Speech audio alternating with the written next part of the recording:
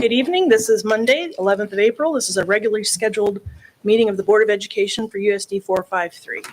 At this time, I'll take roll call. Mr. Carney? Here. Mr. Goodman? Here. Ms. Murphy? Here. Mr. Powell? Here. Ms. Reed? Here. Ms. Wells? Here. I'm Ms. Price. Everyone, please stand for the Pledge of Allegiance. I pledge allegiance to the flag of the United States of America and to the republic for which it stands, one nation, under God, indivisible, with liberty and justice for all. Please be seated. All right, Dr. Roth, mission statement. Yes, it's to prepare every student for success in every classroom, every day. Okay. Our next item is adoption of the agenda. I'd like to make a motion to adopt the agenda as presented to us. Second. Okay, we have a motion by Mrs. Murphy and a second by Mr. Goodman to adopt the agenda as presented. All of those in favor? 7-0, thank you. Okay, item 2, City Manager Quarterly Report. Mr. Kramer?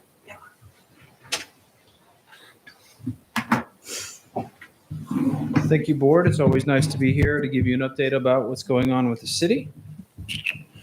So tomorrow night, the City Commission will have the final vote for the MOU to adopt, bring bird scooters to Leavenworth. So they've been making a push throughout not only Kansas, but states throughout the region. Small cities like Pittsburgh, Kansas, like Atchison, but also big cities like Overland Park. And so the commission has done their due diligence over the last couple months, and we're going to enter into a pilot program. If the commission votes for it tomorrow night, it'd be a 12-month program, 75 bird scooters. They would hire a local person to keep track of them, bring them back to locations. They're still prohibited on state highways, but they will be able to go different parts of the city. So we're sort of excited to see what that looks like. But again, pending commission vote tomorrow. Public works crews are busy pothole patching. This time of year, we go from snow operations to pothole patching. So their crews are out all day, almost every day right now.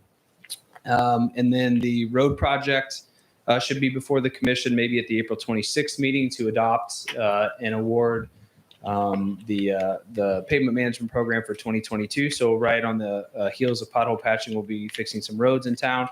That'll be a pretty robust, about $2.3 million worth of road work in 2022 throughout the community. We're doing some trails work. The commission approved a project out at Havens Park. Havens Park has a lot of old road bed that lends itself well to trails. And this is on the heels of the commission determining to put a permanent restroom out at Havens Park. There's a lot of activity out there, a lot of hiking, a lot of bicycling through the trails. So the commission has decided to put some trails out there, extend some of the trails that we already have out there. And then our goal setting session a couple of weeks ago, they instructed staff to continue with an effort to increase the city's trail connectivity within trails within town, repair ones that need repairs. And so that was part of the Leavenworth 2030 10-year comprehensive plan for quality of life is a focus on trails. So we're hoping to do that with the Havens Trail and then expanded trail offerings next year. The city is finalizing a grant for Vilas from 10th to 20th to replace all of the ADA intersections. If you go on Vilas, a lot of the intersections don't meet any kind of standards for Americans with Disabilities Act. You can't, they're hard curb lines and stuff like this. So there's a lot of grants out there right now, a lot of federal dollars out there. So this is called a Transportation Alternatives Grant. And so I thank Dr. Roth for a letter of support for our endeavors to get that. And then we're also putting one in for Vilas from 20th to 22nd. So that would be directly north of the elementary school out there. And so those are expensive projects, but there's a lot of federal dollars. And so projects that help walkability, safety, schools, ADA accessibility score pretty well on those. So we don't know. It's very competitive. A lot of communities have a lot of these that they would like to do but can't fund that are putting in for these grants. So we're pursuing those for Vilas, those two sections of Vilas. So we'll let you know if we get those. I'm real excited about the possibility of helping the walkability on those streets. Are you going to pay Vilas, Paul? Which section? That's like 10th. So the city this year is paving 10th to 15th. That's part of our pavement management program. And we're trying to get the grant for all of the repair, replacement, or fill in of sidewalk plus all the ADA intersections. If we don't get it, the city will have to do the ADA ramps from 10th to 15th. It kicks it in. You may ask, well, don't you have to do ADA ramps if they're not ADA accessible? It kicks it in when and if you do a construction project. So if it was already existing, you don't. But if we go in and repave 10th to 15th, then we would have to do that. Another grant that we're pursuing with KDOT and MoDOT is the Centennial Bridge Grant. This is a federal grant. You may have heard the state selected the Centennial Bridge as the only project to put in for this federal, it's called a RAISE grant. And so it may accelerate the timeline. We don't know yet, which would be a good thing. It doesn't, the federal grant only provides half the funding or a portion of the funding, so it still requires state funding, but it may be able to move it up if we're able to get that grant. So we're working on a lot of grants right now, trying to bring some of those federal dollars to the city. Cody Park project right now, there's a bank stabilization project going on in Cody Park. We're sorry, the sidewalks are closed on the, what would be the south side, right there of the park, or the north side of the park, south side of the street. While we do a bank stabilization, the bank was eroding toward the shelter out there. That's also to protect the sanitary sewer line that's in that creek. So we're working on that as well. A couple of events coming up. The farmers market kicks off May 7th at Haymarket Square. We're excited for that to be back. They do have some hour changes on their Wednesday market. Instead of the afternoon, they're going to be in the mornings, but their Saturday markets will still be at the normal time. And this Friday and Saturday before that starts, there's a new festival called the First City History Festival. And the city is not driving that. We're playing a support role. We're doing stuff like helping out with the logistics and some of the trash issues and some of the security issues, but that's being run by a group of local volunteers. So we're really excited about that. That's April 29th and 30th at Haymarket Square, a Friday night and a Saturday. So really, I think some good stuff going on in the city, and I'm happy to answer any questions you may have.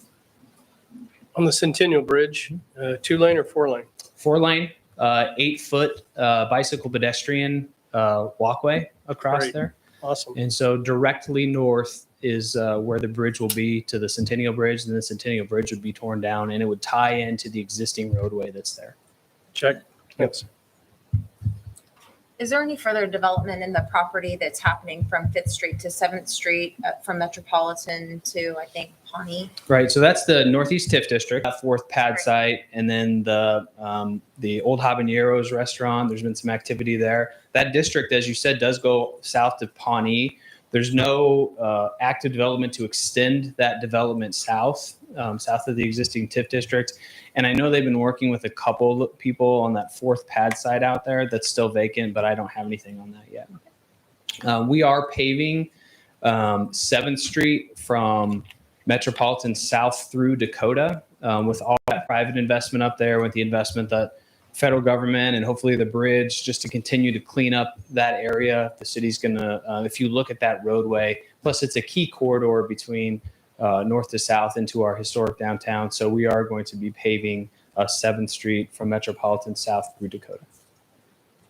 And then if a citizen is concerned about an alleyway, is that the city's responsibility, or? So alleyways are city if you're talking about the condition of the alley. So we patch alleys, we don't repave alleys. Okay. And so if there is an alley and there's a pothole or anything like that, we will patch it. So they can call the city service center, or if they contact you, you can send me the location and I'll have somebody go out and take a And look. isn't there a website, through the website? There that you is. just There's a report a instead of pothole calling? website, and that's where we encourage traffic to go to the report a pothole. It creates a record and that kind of stuff. But if they have any trouble, then they could certainly call City Hall. But yes, we do patch alleys. Okay. Thank you. Question? So between 20th and Limit, Tonganoxie Road, Okay. where it turns into Limit, there's a lot of neighborhoods there.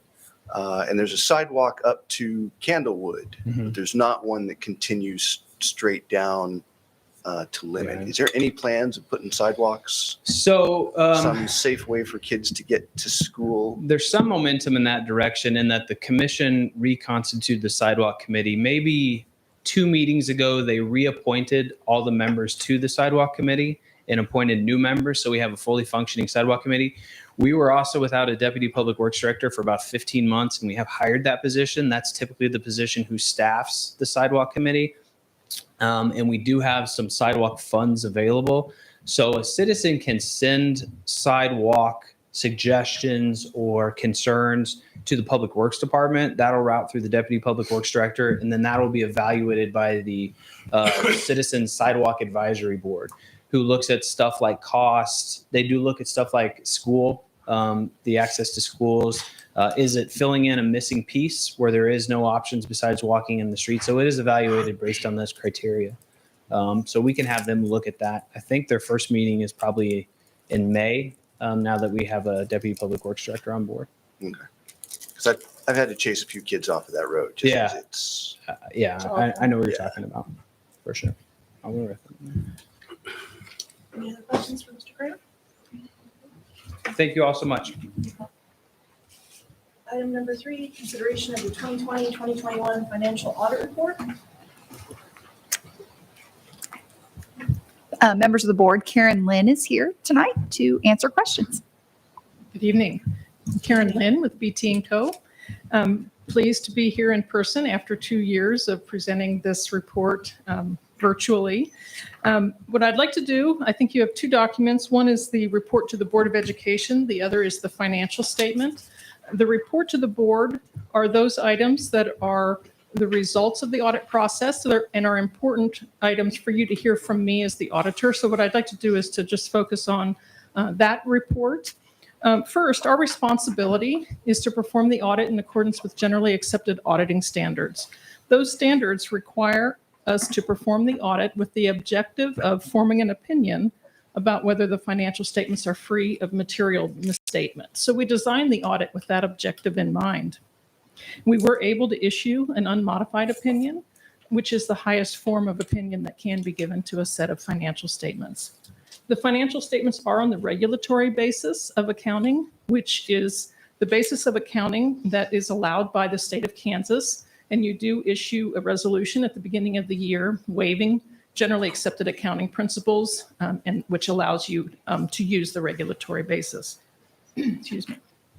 We also perform the audit in accordance with government auditing standards and the Single Audit Act, Uniform Guidance, and OMB's compliance supplement. Those are all because of the approximately $7 million of federal expenditures that the district spent during the year. Those standards require us to perform compliance and internal control testing on selected major programs. This year, we tested the child nutrition and the ESSER major programs. The results of that testing were no findings and no internal control issues that we needed to report. So again, good results from that test work. In addition to obtaining the audit evidence and testing the audit evidence related to the amounts and disclosures in the financial statements, we also look at things like accounting policies and practices, and we look at those to make sure that they are consistent and appropriate, and that there's nothing unusual with those that we need to report to you. If there's any significant or unusual transactions that we identify, we would again look at those for consistency and appropriateness. There was nothing in either of those 2 areas that we identified that need to be brought to your attention as a board. We did have one audit entry that we made during the year, and we had one entry from last year that was an uncorrected misstatement that we needed to report. Neither one of those are items that we need the district to record in their in the books and records, but it's an entry that is just required for what we call like top level financial statements, and it's related to the capital project expenditures. Those are in this packet if you want to take a look at those in the last couple of pages. Other things we would report to you, and we would report them to you earlier than tonight, and we would not wait until this point in the process, and would be things that would be red flags of more serious issues if they did exist. And it would be things like disagreements about the audit process, disagreements about accounting matters, anything like that. We would have brought those to your attention much earlier, or when they came to our attention. So because you had not heard from us about those, you can be assured that there was nothing along those lines that came to our attention or that occurred during the audit process.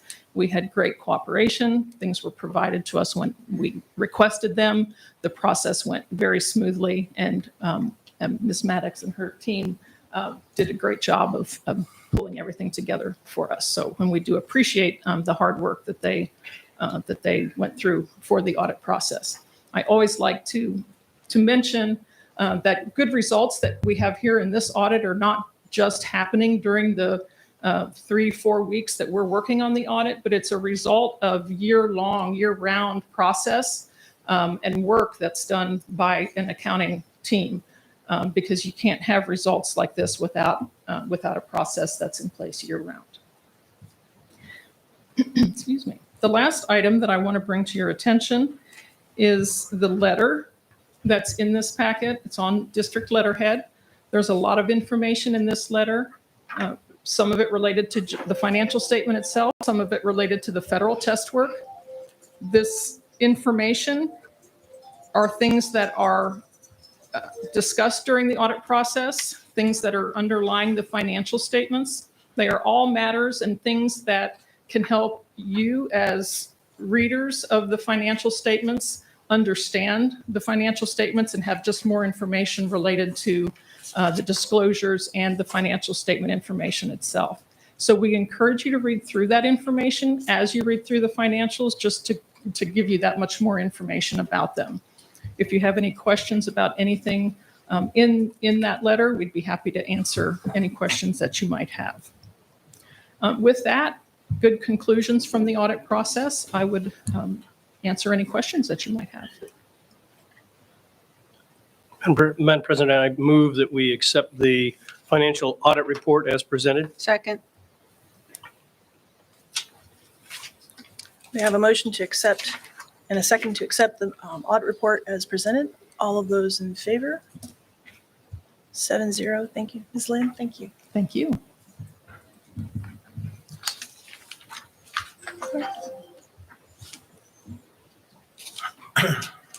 All right, item number 4, recognitions. Dr. Roth? Yes, we are glad to have students back with us. We have, I shouldn't say players, bowlers, right? That's right. It's called bowlers. Yeah. All right. I'm actually going to go ahead and have ladies, why don't you guys come up and sit over here? Fellas, why don't you guys come over here and stand up? And I'll just call your names. You guys can step forward, raise your hand. That way we can acknowledge everybody. Woo-hoo. Guys, come on up. Stand over here on this side. So I'm going to start all the way down with our ladies. Ladies first. I have on the far right down there, Miss Brooke Collins. Okay. Miss Saram Kim. Miss Katie Going. Miss Claire Langfoss. Miss Raven Robertson. And Miss Chloe Herring. Let's give those ladies a round of applause.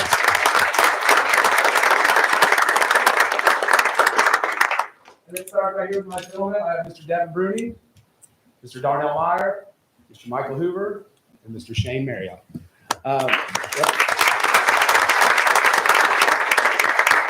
We are missing Mr. Connor Smith and Ethan Myers from our group of gentlemen.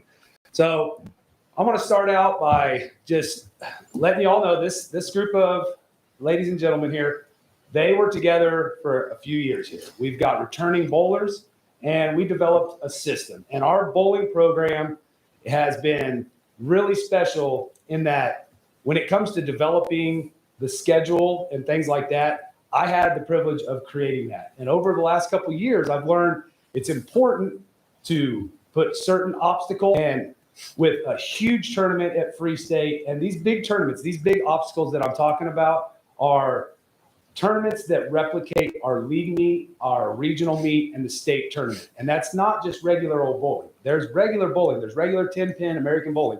How in a Baker tournament, it's where we take our 6 bowlers, we pick 5, and it's the first bowler bowls the first and the 6th, the second and the 7th, the third and the 8th, so on and so forth. And then everybody's encouraged to stand up, and it gets loud, it gets crazy, and it's complete chaos. So it's an individual sport wrapped into that team concept. And you see it in other sports, but bowling is the ultimate one.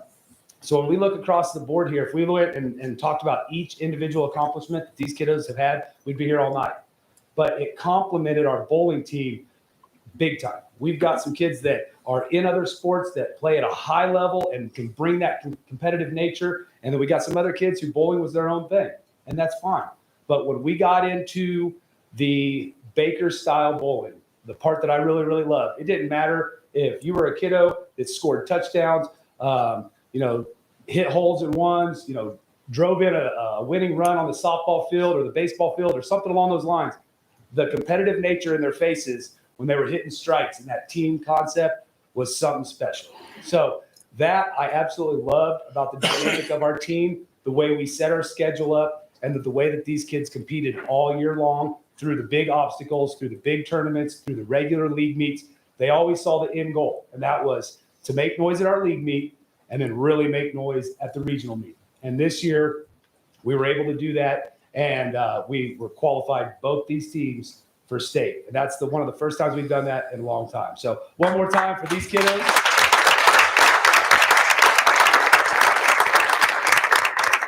And then last but not least, a couple other huge parts of our program.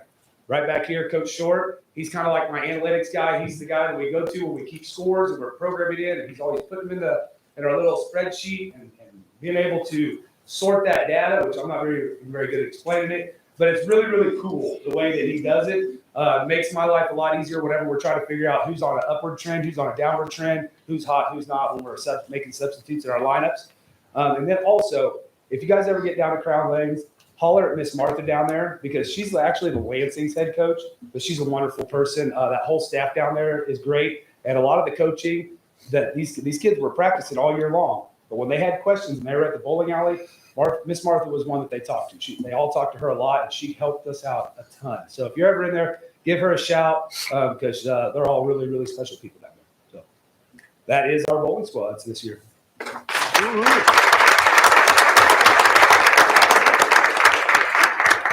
I'd like to present you guys with a certificate of recognition for the Leavenworth High School Pioneer bowling teams for outstanding sportsmanship and athletic achievement in regional and state competition and positive representation of Leavenworth High School in USD 453 throughout the winter sports season.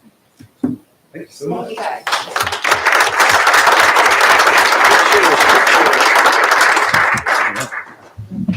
All right, cool. You guys get to break a camera right now. Instead of pen, you can break a camera. Slide right, slide right. Over there. Okay, perfect. Good job. The fact that we took both teams. Guys, want to jump in back? I recognize a lot of the ladies are top golfers, right? Yeah, absolutely. We've got tennis players, golfers, we've Yeah. got baseball players, football players, softball players, soccer players. They're all bowlers. All bowlers.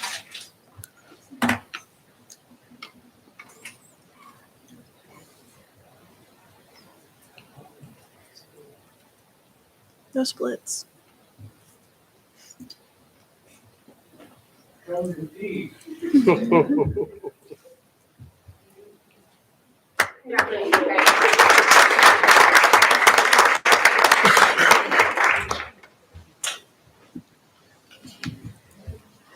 And our wrestling coach, Coach Long, if you'd like to come up.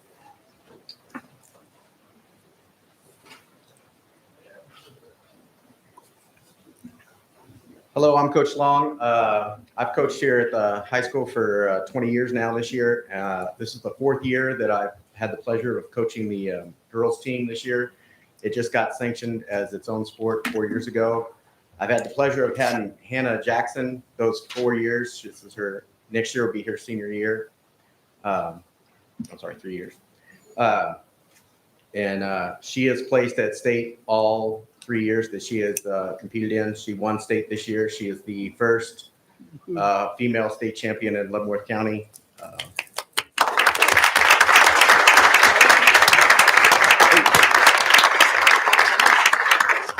Hey, Coach. I've had Hey, Coach. 5 girls. Sorry. Can we have them come up Oh, yeah. here as well? Hannah, come up here. Sorry. I was going to make them embarrassed up here in a second. I have 5 girls on the team currently, and These three, we had 4 varsity girls. These 3 all qualified for state this year. Jackie probably would have qualified last year, but she had an injury right before regionals, so she did not get to compete. Avery got injured early on in the season, was not able to compete. So they both came back from injuries their freshman year and sophomore year. They both qualified for state and placed at state. Jackie got 5th and Avery got 6th. So that's pretty outstanding considering that they've only wrestled 3 years of wrestling. It's a growing sport. It's probably the fastest sport growing in high school right now is girls wrestling. We're not picking it up here in Leavenworth as fast as I would like. I'd like to fill out a whole squad. We finished 10th as a team with just these 3 ladies right here, which is pretty incredible considering there was Washburn that had, 12? There's 12 weight classes and they had 11 qualifiers. So they won state with that many and we got 10th with 3. So if we had just a few more girls out and competing, I think that we could make a run for our own medal, and it'd be nice to get that in before. Is this the only 3 you had? Yep. This is the team. Well, I had 5. Oh, okay. So I had one more girl, she didn't qualify, and then another one that she wasn't eligible until this year. So we're going to add another weapon to it. She'll be eligible next year, and I'm pretty confident that she'll be a state qualifier hunting it for a state medal. So we could potentially have another 4 state medalists next year and hopefully double that in the year after. So again, this is Hannah Jackson, Avery Johnson, and Jackie Goodman.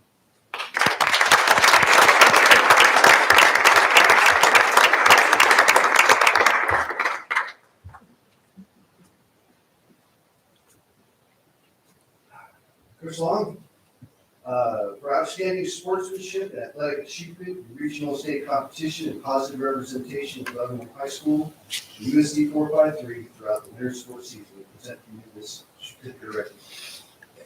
Thank you. All right, put my own spin on this. As a board member, I had the distinct privilege of giving out these awards and also embarrassing my teenage daughter at the same time. I'm going to tell you right now, Coach Long, you've done a great job as coach. These girls are enthusiastic about the sport, and a lot of that has come from you and Coach Bodie, and we really appreciate it. This. Oh, that made it easy. That's right. So, if you want to go over to the next step.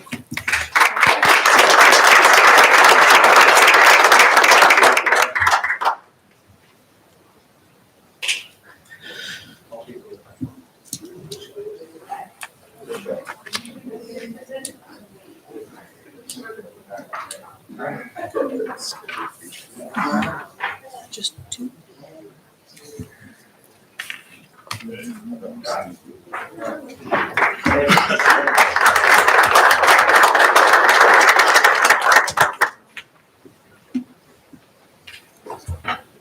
I'll have to admit, that's probably the best part of any board meeting when we get to recognize our students. So I really want to say thank you for all of your hard work through the year, and to parents for getting them there. Thank you. Moving on, item 5, scheduled patron input. We are pleased you have joined us tonight to celebrate student and staff achievement, hear informational presentations and reports, and observe consideration of policy decisions and administrative recommendations specific to the Leavenworth Unified School District. We set aside time at each regularly scheduled board meeting to hear from the public. Comments should address board policies or the procedures our administrators established to carry out those policies, as opposed to individual complaints to investigate or resolve. Please understand that while board members will listen to and carefully consider all comments, your board members will not immediately respond to questions either verbally or through gestures, for example, raising hands in response to questions, nor will they engage in dialogue or of answer and response during the patron input time this evening. This is not an appropriate time or place for patrons to make comments of a personal nature about any district employee or student by name. Persons making comments which violate the privacy rights of district employees or students will be asked to terminate their remarks. If speakers have concerns specific to an individual student or staff member, please make an appointment with the superintendent. Those concerns will be documented and shared with the board. Each patron is reminded they have 3 minutes to speak and will be given notice when 15 seconds remain. If a group is in attendance with the same interests, we ask that a spokesperson be appointed to deliver the group's message. As a unified board committed to desired outcomes for our school community, we ask that comments not be directed at individual board members, but addressed to the board as a whole. Thank you for taking time to address district business and policies with the board. And our first patron this evening is Mr. Clem. Not Nope. present. Okay. Ms. Overby?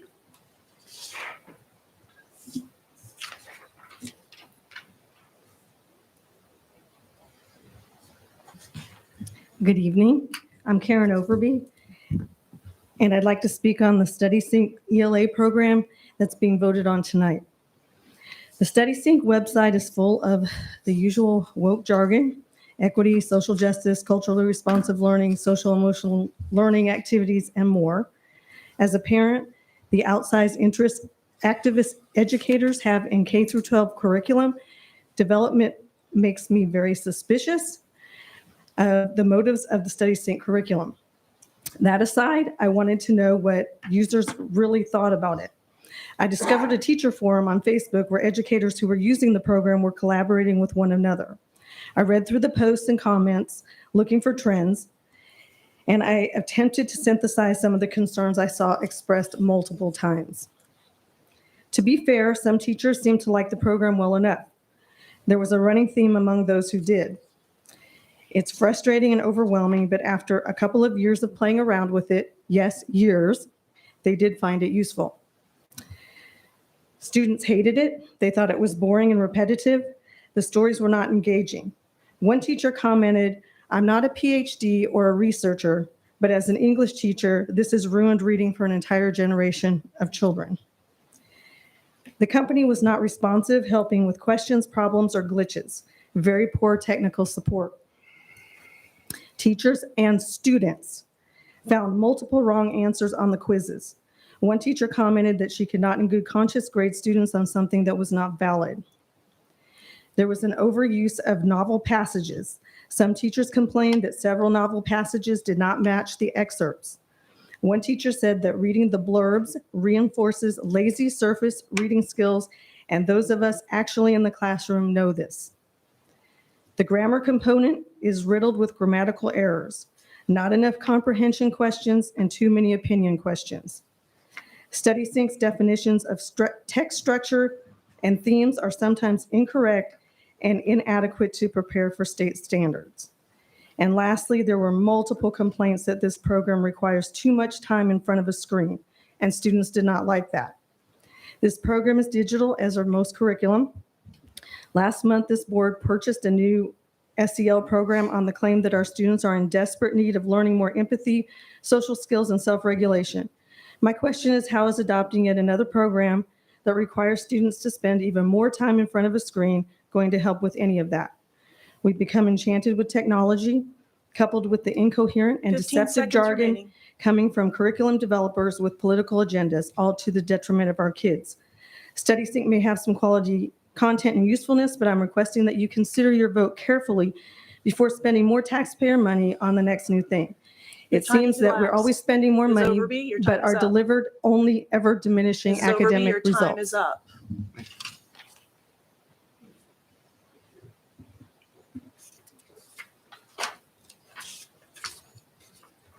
Moving on, item 6, consent agenda. Anybody want to withdraw anything from the consent agenda? I would like to take off 5 and 6. 5 and 6, okay.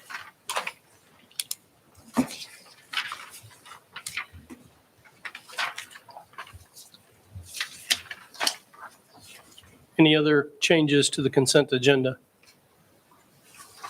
And Madam President, I move to accept the consent agenda as modified with paragraph 5 and paragraph 6 being removed.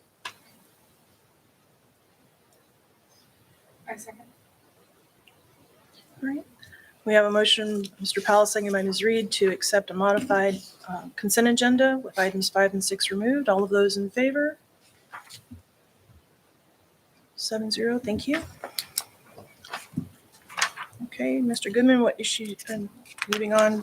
So for 6.5, what is it that CASB is doing for us as far as I mean, we had the training earlier. Right. And then the legal fund. What specifically is included with the legal? So it's included with the legal? I assume we're going to be joining their organization and paying them dues. Right. Correct. What's the amount of dues that we'll be paying? Your dues are 11,993. Okay. No, 11,940.97. Yeah, that was last year's, 11,940.97. Okay. And then your legal fee is 2,300 on things that we don't think will go to court, that we're looking for advice, making sure we're following the policies, making sure we're following laws, educational research, those types of things. They're more apt to do that than what Robert and his firm. Robert's more direct, involved, and he can explain a little bit about what they do specifically. So it's much cheaper. The $2,300 is much cheaper to do some of the auxiliary type things as opposed to all the things that Robert would do within that. And so the legal fund, it really should be flopped because we use the legal side of it more than we use the membership. But realistically, they spread it out that way based on what they decide at KSB. But membership also grants like board trainings that's different than what Individual training. you had here. It's on the individual, lots of different topics. Many of the board members here have attended that. And then also they're also part of keeping up to date with what's happening at the federal level, laws that affect education and those types of things. Okay. How much have we used that? How much have we taken advantage of that aspect of The legal side? training? The train? No, not the training.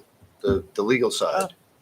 I Of can it. speak to that a little bit. We use KSB a lot, anytime it's student related.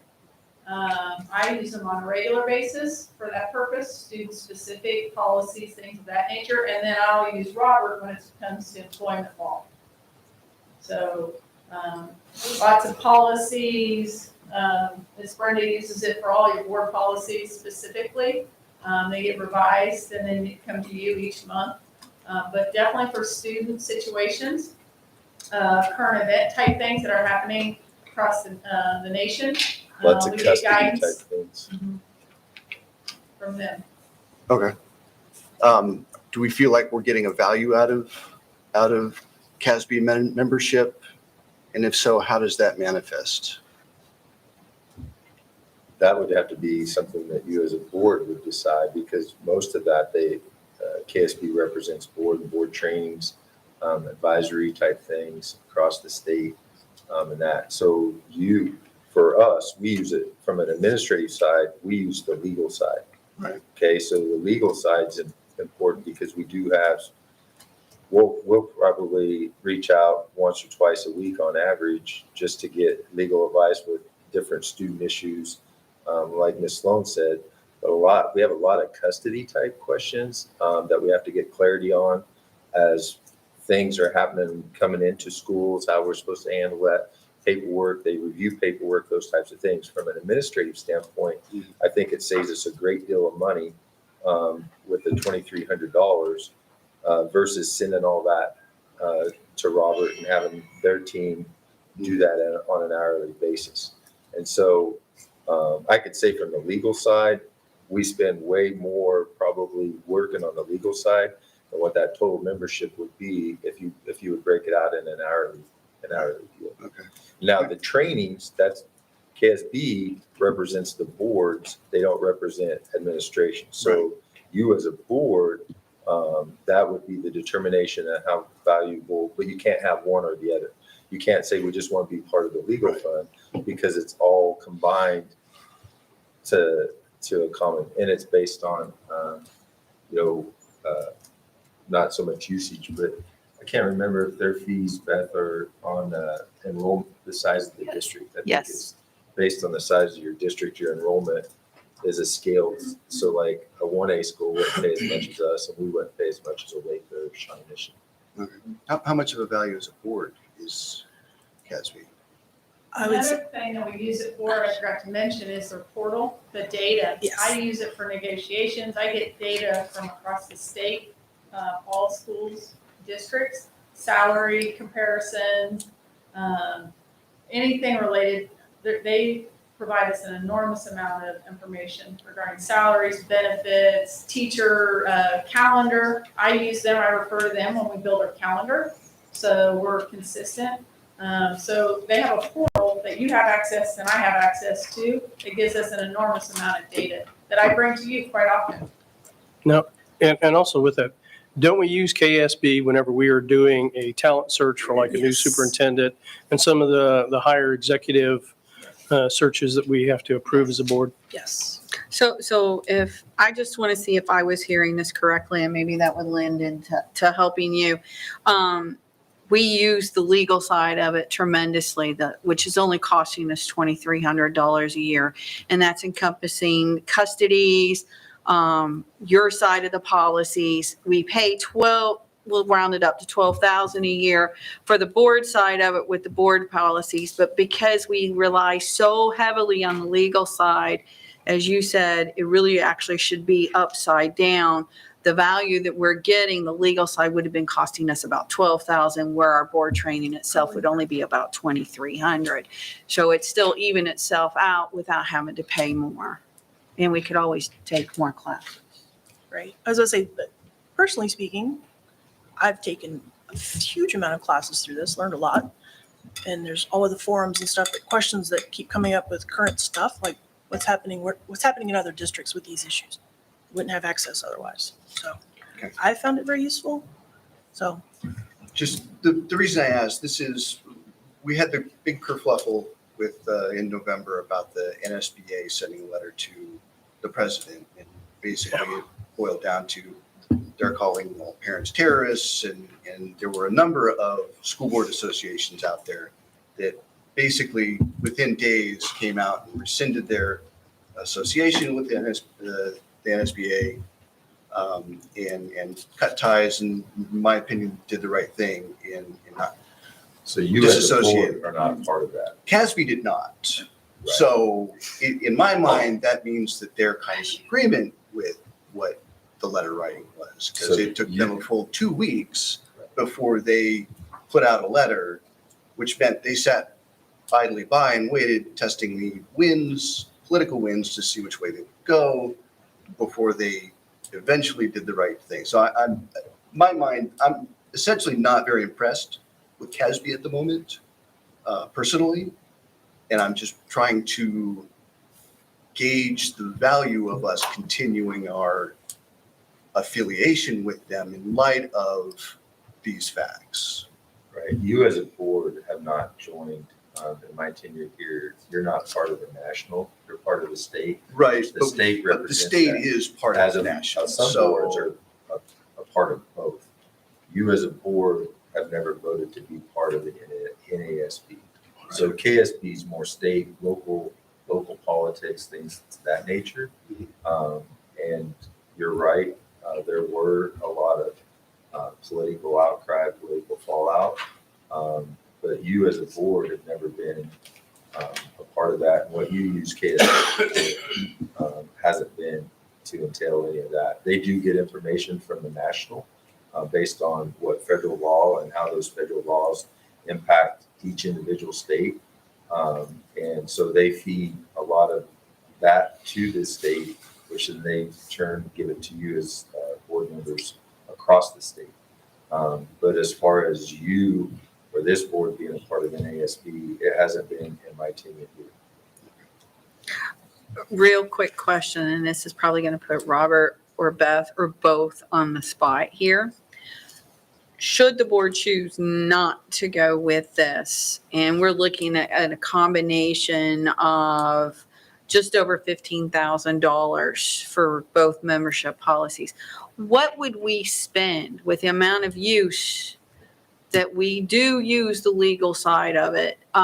What would we be spending out of pocket each time we had some kind of legal question like that, as closely as you can without sitting there trying to, say $700 an hour, and we utilize, maybe Amy would say, well, we utilize 40 hours a month. Yeah, I can just break it down to $15,000 of what you're spending. You break it down to hourly rate, which we give a percentage based off of, remember for our rates, what we do is the board gets a discount, 10% based off all hourly rates, and we don't charge for attendance at board meetings, right? So let's say I think it's right around $500. So that would give you about 30 hours worth of work over the year. I assume that we're using more of that. It's more beneficial. The other things that KSB does give that we wouldn't be able to give, well, I guess we would. But some of the board trainings and things like that and working with other boards, the access to the data that Amy talks about, which is very helpful. During negotiations, understanding where we are with other districts and align with other districts to be competitive. We wouldn't have access to that anymore. And understand too that KSB every year requires us to go through training to do negotiation sessions per statute. So we'd have to pay that every year too. If you're part of KSB, you go for free. If you're not, you have to pay for that. It's a nominal cost. But when you start adding that stuff towards what the actual cost is, I do believe your legal spend would be much more than what the $15,000 Would it be about, is. say, $25,000? I can't speak for how much time. Just I don't sort know. of. You say 2 hours a week? Oh, I would say at least. Yeah, so you're looking at just at 500, that'd be So it'd be 4,000. about 25, 4,000, $26. 4 times 12, that'd be 50 grand. Okay, yeah, so 4 times as much. Yeah. So to take money out of my own. KSB too, I remember that. Workman's comp. Workman's comp funds part of KSB. Yeah. That's where we get our rates from, a lot better than the private side. And we supplement a lot of stuff for KSB if we get information from KSB that the district isn't necessarily wants to double check, we double check it. But generally, especially when it comes to policy drafts and things like that, because they work with the entirety of the state and they get different experiences from different schools throughout the state, they have a bigger, I guess, reach or perspective when they come up with recommended policies and things like that. So I do think that there is beneficial there. Granted, we always, if there's questions about policies and drafts, we're always happy to look at it too. So. Thank you. Another valuable tool that I find with KSB is the legislative update that we get, because I don't have time to follow everything that's going on. Just getting the blurbs as to which House or Senate bills have to do with education and give a summary of each one and how it could potentially impact. That's super helpful in my opinion. Okay.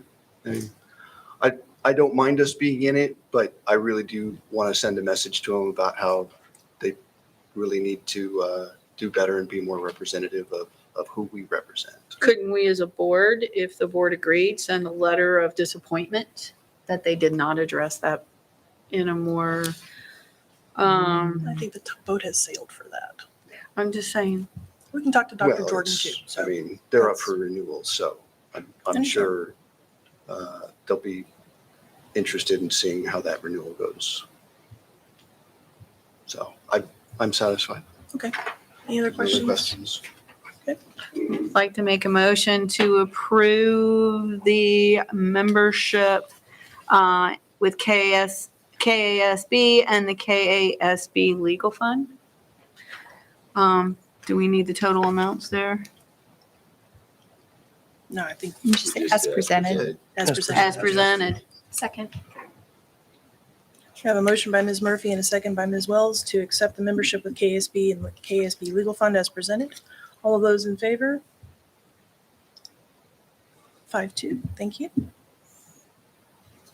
Okay, 6-6, policy BCBI. Mr. Dillon?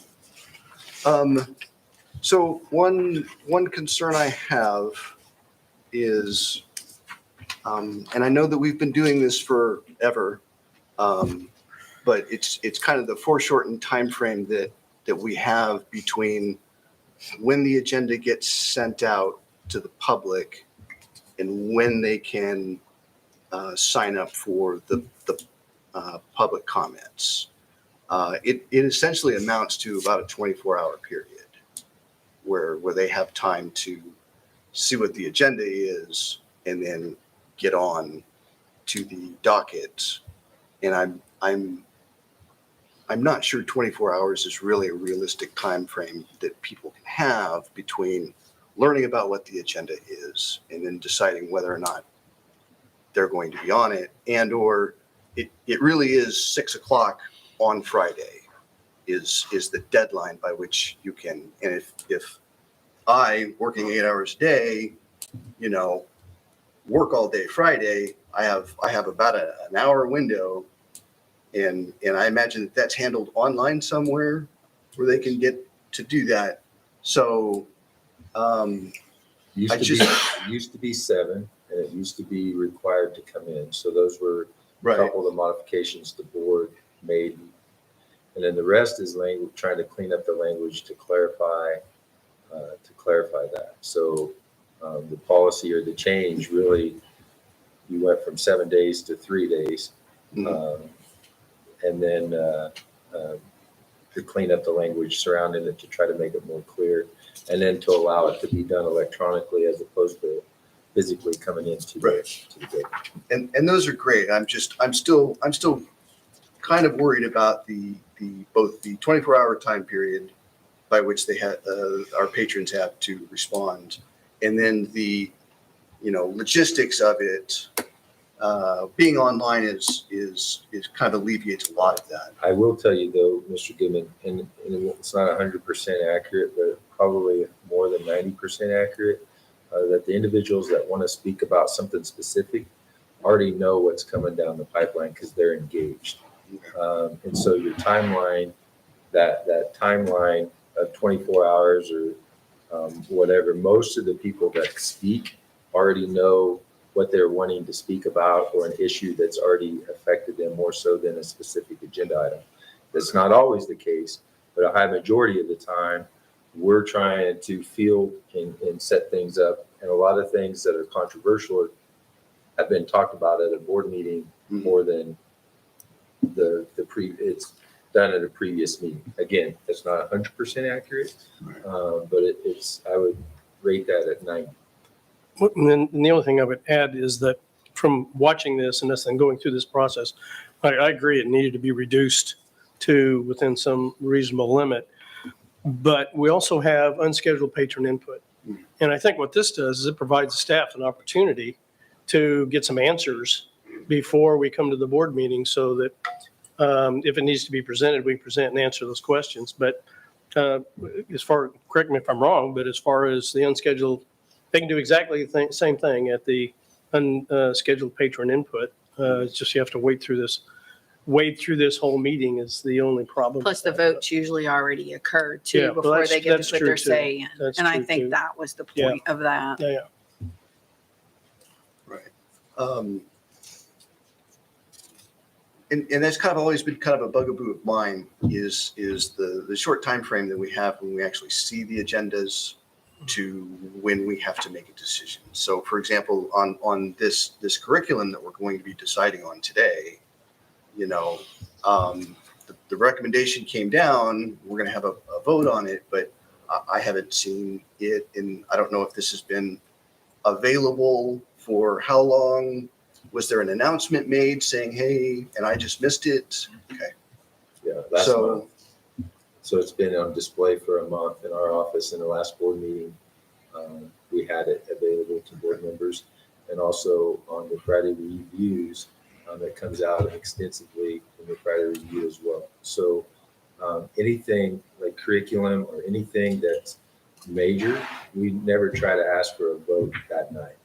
So if it's a curricular type thing, the board has been a part of the process or been part of the discussion over time. So yes, it was mentioned last month at the board meeting. It's been on display all month here.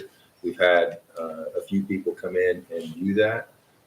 We've had some colleagues on the board that have spent some time in the office reviewing that as well. So we try not to give any surprises because it doesn't do any good for us to surprise you, as it doesn't do you any good to surprise us, because then the information isn't as accurate as possible.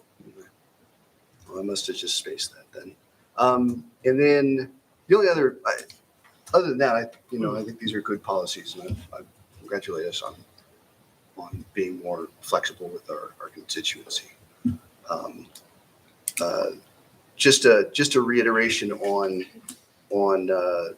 the speech of the patrons that come in, and the wording's fine because it's the word should be respectful and courteous and all that kind of stuff. But just as a reiteration for us as board members, when the patrons get up and talk, they can say whatever they want to and yell and scream and curse and be as vile as they want to for their 3 minutes. Unless they So are long as addressing, they do not do anything that's not protected by speech, such as privacy issues and threatening behavior.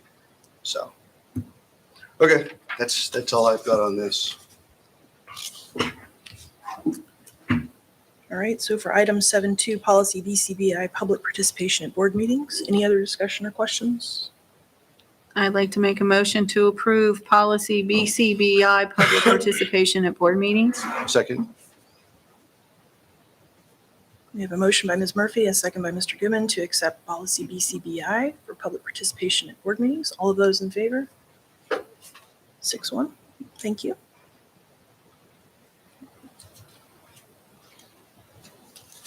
All right, item number 8, consideration of textbook adoption, middle school ELA and K-3 phonics. Well, good evening. Thank you so much for taking some time for us to talk about English language arts in the middle school and K-3 phonics. So these are the same slides that, like Dr. Earth mentioned, were in your board review since the end of March. But we'll make sure we go through it for everybody, and happy to answer some questions as we go through it at the end. So first thing I want to do is just kind of give you a brief refresher on our adoption process. This is something we kind of reshuffled a little bit about 4 years ago and set some practices and procedures in place that we've kind of carried on and improved upon, we think, each year as we've gone through this. So this just gives you a general idea of what the process is we go through. Basically, first, it's identifying what are the needs, what do we need to address. A couple of years ago, and I know we've had some board changing since then, we talked a lot about how digital licenses drive a bus nowadays because eventually you lose access. So we have to have those conversations over what are we losing access to? Do we need to extend? Is it time where we need to look at a new resource? As we make those decisions in consultation with building admin and PLCs and those groups, we then really dig into what's out there in the marketplace. For myself, and I do a lot of the pre-shopping, so to speak, it's looking at what have other states approved as core resources for whatever we're looking for. Kansas does not vet or approve any resources at all. But there are states that do, good or bad. And so we take a look at those in terms of what has been vetted by those state entities. Then we also try to take a look at what Ed Reports, which is kind of the preeminent third-party reviewer in the world of education, what they've reviewed and vetted. They haven't vetted everything, but it gives us a starting point and what the experts have taken a look at, as well as what some of our neighbors are using, talking to other districts in the state and things like that. So as we then go through, we get some needs and wants from our administrators and teacher leaders, whether that be survey, informal conversation, things of that, and really try to mesh those together in terms of what's out there in the marketplace and what are those needs and wants. And we try to bring those two pieces together. From that, we kind of put together what I would consider a quarter or semifinal group that our teacher reps then kind of dig into, and I'll tell you who participated in this year's process as we go on. And they take a look at, how's it aligned to standards and initiatives? What's the usability? Do we see our students in the resource? Things like that. Is the rigor where we want it to be? From there, we then try to narrow it down to typically a final group that our teachers can really dig into because teachers are busy and they're spending a lot of time teaching and they can't necessarily vet 10 different products. So we want to narrow that down to a few that they can really dig their teeth into. So once we narrow that down based on their recommendation, we have presentations from the vendors. So they go through typically a 2 to 3 hour PD as if they were about to implement the program. Then they go through a pilot process of using it. Typically it's about 6 or so weeks, depending on how schedules fall. Our team then does check-ins, gets questions to pass on to the vendor, and kind of serves as that liaison for the teacher committee that's piloting. Then we come back, do a wrap up. Obviously, we go through rubrics, go through what their thoughts and feedback was, and always pass that on to the vendor. Then, of course, collect questions as we go. And you never know what one covers. We go through, and those are great opportunities to discuss with the vendors we're working with. Typically, and we did this year, go through kind of that back-to-back process. teachers obviously have group conversation together in that PLC setting or PD setting. And then they also do individual rubrics. And we make it very clear what you say in your group is one thing, but then you're filling out your rubric based on your opinion. So they go through that process, and we align the rubric both to some board policy as well as KSD has some language out there over process, as well as those kind of stated options and things we can find. From there, we narrow it down, of course, to what the team recommends. And then we always also do kind of an ending question that I like to do is you've done your rubric, and then let's at the end, if you were the one making the decision, if you were the ultimate power broker in this situation, which product would you pick? And every single adoption we've been through, we've had a fairly clear consensus, and that's what we bring to you as a board. So both the highest recommended on the rubric as well as what they would pick if they were the one making that decision. So this year, kind of delving into more specifics, we had 2 parallel processes going on with 2 completely different groups of teachers. So we had K-3 phonics, and that was identified based on coming out of the Link Grant and the Literacy Initiative. We felt like phonics was an area we still needed to address further.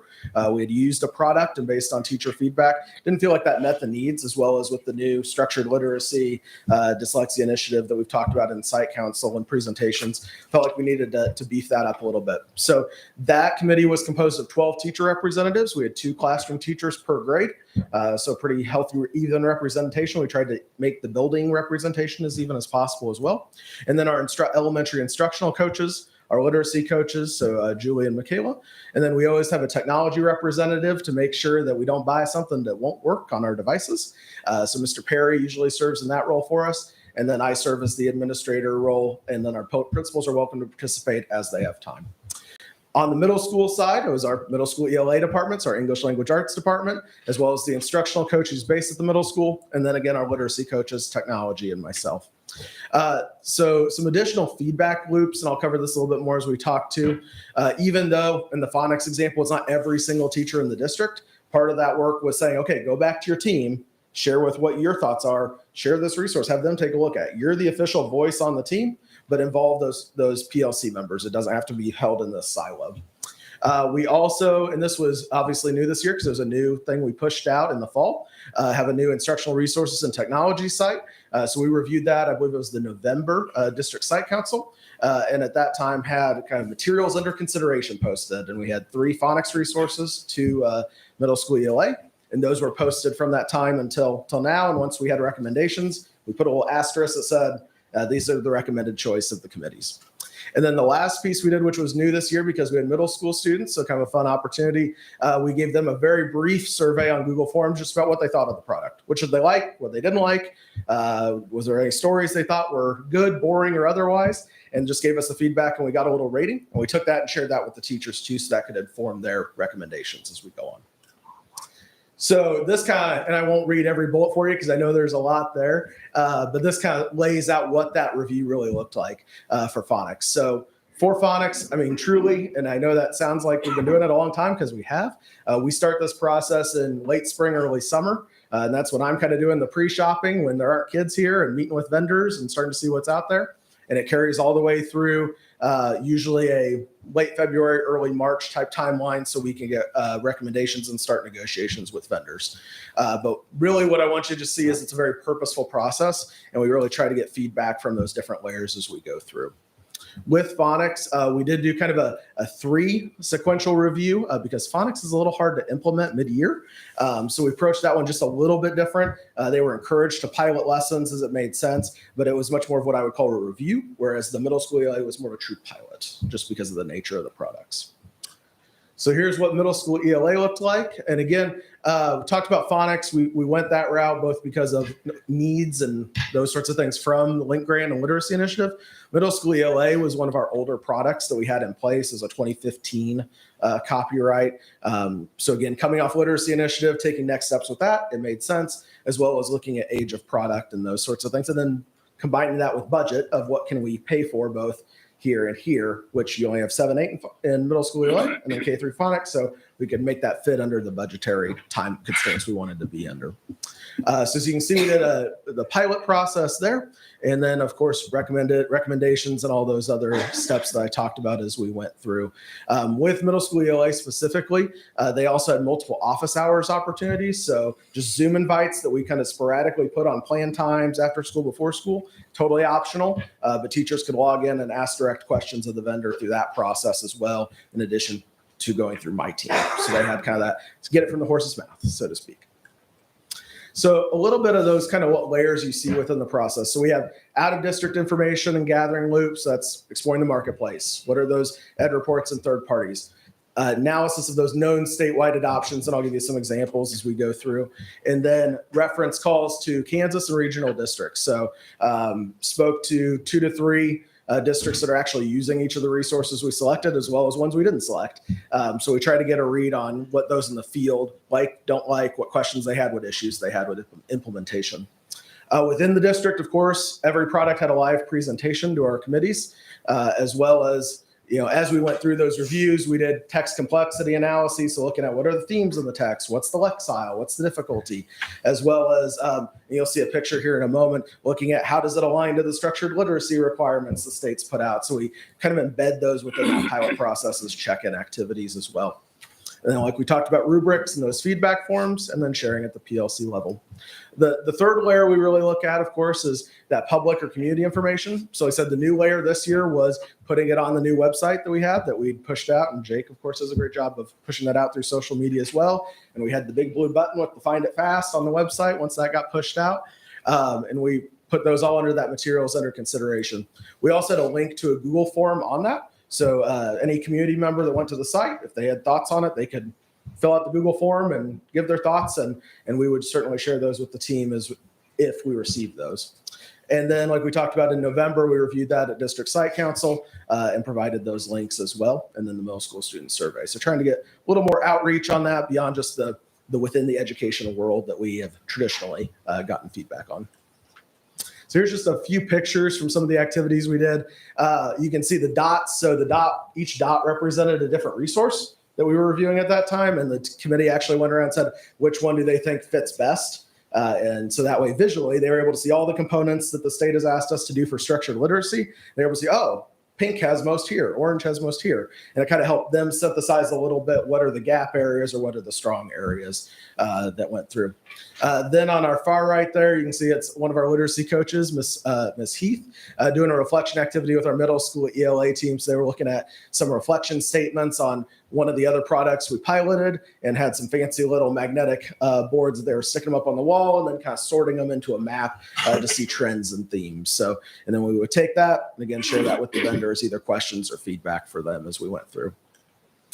So that's kind of our general process. Then I want to get you into specific recommendations. So first we're going to start with from phonics to reading. So both of these products is a 7-year adoption. So when you think about purchase price, you get sticker shock, right? But we try to spend all the money we think we need for the product now so that we don't have future costs so we can go on to whatever next year's adoptions are. And I think we've done a pretty good job of that the last 4 years since Ms. Batson and I have been down here. We try to spend the money now, and then we don't have to spend money as we go forward. So this is a 7-year adoption. You can see total cost there of $142,760.21, and then the cost savings that they provided us. Basically, they're giving us the teacher materials for free, as well as some of the professional development. So we're basically paying for the student materials. In this case, is a general sense. Again, it's all kindergarten through 3rd grade. This product does have both a digital and a print component. As you saw, if you had a chance to check it out by Brenda's desk, each student gets a consumable book. It has decodable readers inside. It has word lists. It has spelling. It has all the fun, exciting things and very pretty print. Kids will actually write on that, tear it out, take the books home. It gets replenished each year. So that's why you see a little bit higher cost there, is because every kid gets one of those in K3 and it gets replaced every year. So new kids get a fresh book.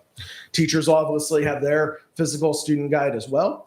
And then there's an online platform that for the students is mostly games and activities, kind of applying those skills. So if they're doing like literacy centers, like guided reading, the kids could play those phonics games during that activity. And for the teacher, it has additional decodable texts, word sound cards, activities, and some additional printable sound walls and things like that. So just additional resources they could bring in beyond what's just the strict core program. of course, and we always include professional development, including a follow-up session, and that is included in this price as well. So with that, a couple key characteristics beyond what I already shared. So on your bottom left, these are the ratings from EdReports. So you can see that it was all green, which they're very proud of. So you see that in all the materials as well. And this is the only piece that's different than what was in your board review. KSD just announced last week they're sponsoring a summer book study of a book that's written by the same person who wrote this program. So even though KSD doesn't endorse anything, it's a good synergy that they're doing a summer book study with Wiley Blevins, who actually wrote this program as well. So positive there and good alignment.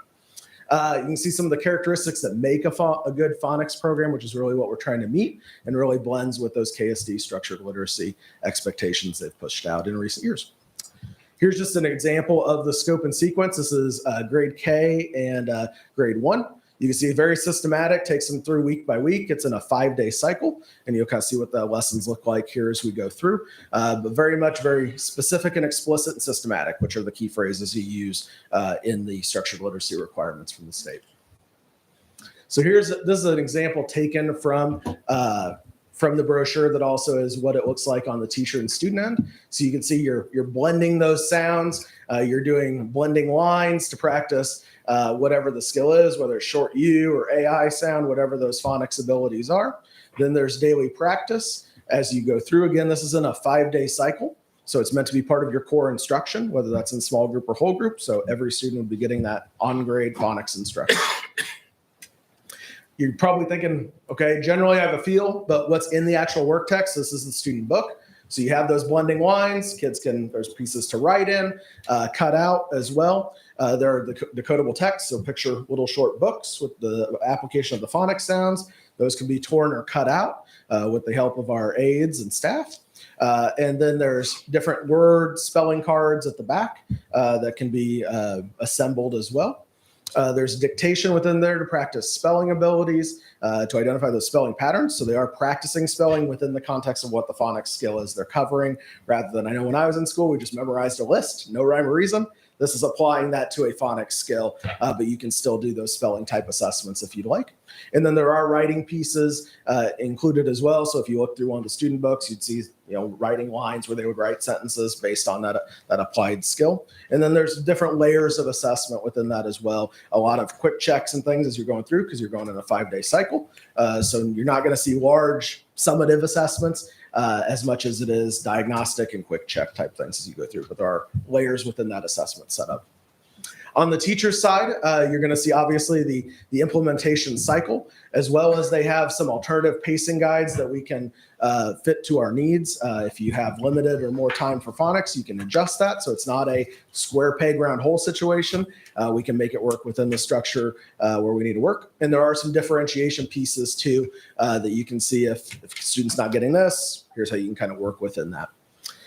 Then the online piece, again, this is just talking about, which I mentioned, interactive games for the students. There are some videos where you can watch how to say it, how to articulate whatever the skill is. And then during the height of COVID, the author and the company produced more professional guides and professional videos, so almost like a flip PD on demand. So you do have some of those options too, though, of course, we'll be having in-person PD with all our K1 staff in one session and second, third grade in another session. This will be rostered technologically through Clever, which is the same platform that we use for almost all of our products at this point. So makes it nice and easy for the kids because they know the process of holding up their little QR code. They're in, they click, they go. Teachers are familiar with that too. So it'll be a new resource, but the platform to get into the resource is the same that all our staff and students are used to.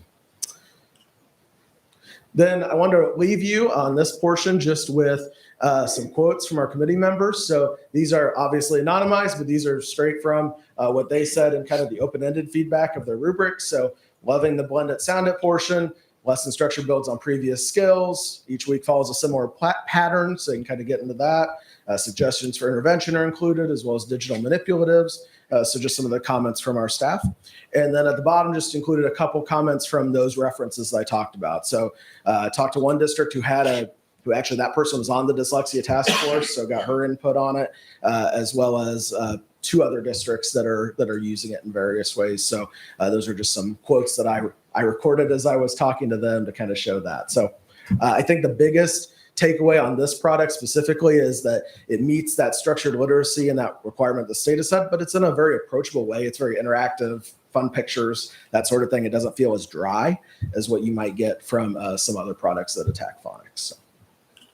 So that is phonics to reading. Is there any questions I can answer at this point? Third graders are pretty smart. Did you happen to do any surveys with them? We did not survey any of the elementary students in this program, no. Okay. That's something, like I said, that was a new layer we added with middle school and certainly something to Right. consider. I know Yeah, even yeah. second graders Yeah. can be pretty smart. Yep. So, and then they learn surveys pretty early. So, Oh, yeah. Yeah. okay. Thank you. So moving on then to our sorry, I'm Ms. sorry, Wells. I have questions. Did somebody else want to go? I did. Thank Go you, ahead. Danielle. So I saw a little bullet point where they were going to have their individual accounts. Are those online accounts? So they'll have the physical work text, and then they'll have a rostered online account that's connected to their Google account, like any of the products that they have that they access through our tech department. Okay. And would that, so that's going to connect with their student? So Now, I mean, if we're talking kindergarten through third grade, So that uses how's that Clever. going to work? So it uses Clever, which is a platform all K-12 uses for various things. Basically, for elementary kids, they open their Chromebook or their iPad. They each have an individual little QR code that the teacher keeps. They hold it up to the camera. It uses their Google credentials basically on the back end, takes them in. They click phonics to reading or whatever the icon is. It takes them into the program. Okay, so we've got a streamlined process. Yeah, it's auto rostered through connects to our Power School. So basically, usually the day, at most 2 days after a student gets rostered to a teacher in Power School, it would then auto connect. And if they don't, there's a help process that they can get with our tech Okay, so there's no onerous task for the teachers that have No. to go No, through. We've manage through the all work those of passwords. our tech team and Mr. Perry, we've really worked to streamline and auto roster almost all of our products that we can. Okay, good. Because I've got like a billion different accounts. That I have to juggle. I Yeah, no. don't want to put that on a poor teacher to have to juggle 30 kindergartners. Nope. And teachers are the same way. They don't have a QR code. They just hit login with Google. Okay. And it takes them in. Excellent. Thank you. So how does this program fit into our individualized lesson plans if everybody's working out of the same workbook? So with this, I mean, we're still all working the same grade level standards. So you still want to give that same grade level instruction, but then the teacher can adjust as needed. So hypothetically, you could give this as a 20, 25-minute whole group instruction, but then as you're doing small group, that's where you can differentiate and individualize to that. So you still need those grade level foundational phonics standards. And does it have that built into the program already for the teacher for the resources? Yeah, so it has differentiation options. And then we've also been able to work it where they're going to be able to access digitally on the teacher side some of the other grade level resources as well. We've worked that out with the vendor. Was that, so the books out there, it was like level 1, level 2, level 3. That's not necessarily grade level. It does align to grade. Okay. So it's K, and then they call it, I think, ABC, but it's Right. 1, 2, 3. Okay. And then, so is this setting the kids up with the lesson plans to align with the testing that we're doing, or do we need to change the testing as well? No, so I mean, it aligns to, so when you're talking screeners, you're talking FastBridge, right? So that's pretty much on the reading side set by the state. So we're giving the assessments they've asked us to give on the reading side because it's pretty prescriptive.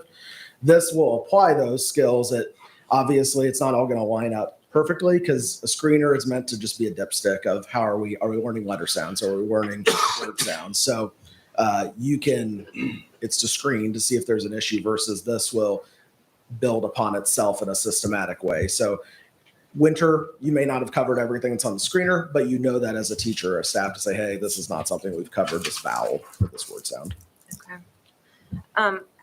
The workbooks, like we've gotten away from the workbooks and we're going back to it. Why are we going back to the workbook? So in this case, it's really because it's an interactive text, both so kids can practice those fine motor skills of actually writing it on there. Right. And then I think a power with it is having those decodable texts that can be pulled out or printed. They can take them home. They actually call some of them take home texts. Right. And then the word cards are within that as well. So if the teacher works it to cut those out with the kids, bags them up, they can use them for the activities too. So it's, rather than having a box with a kit of stuff, it's all in that workbook. Okay. All right. I do like that because I've missed having my kids bring stuff home to hang on the fridge Yeah. and show the accomplishments of that day. Yeah. I feel it's Yeah. really tangible and something that's been missing. So Yeah. I do like that portion of it.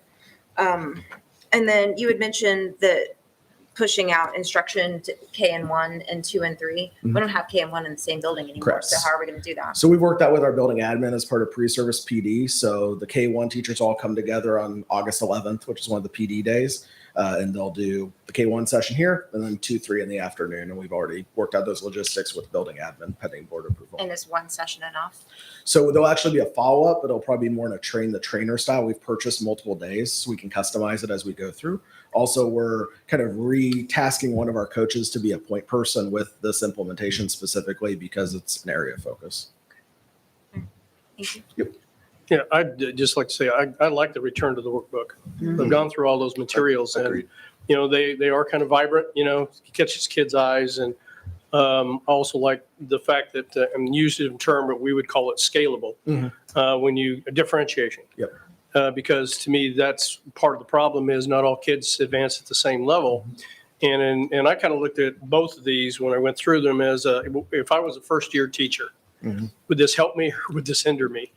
I've got some other thoughts about the other one, but this one in particular, I thought that it did a really good job about giving tools, little tools to be able to differentiate students, which to me, that would be the hardest thing to do as a first year teacher. So, you know, the workbook, being able to go home and work it with the parents, it gives it eye-hand coordination skills because we kind of miss that, you know, through the fourth grade or so, we're still developing eye-hand coordination, and there are kids who do so much of this that they can't write well, you know, can't correlate. And so, and I'm just speaking publicly, I'm not speaking from within our school district, but so I thought that combination was pretty good.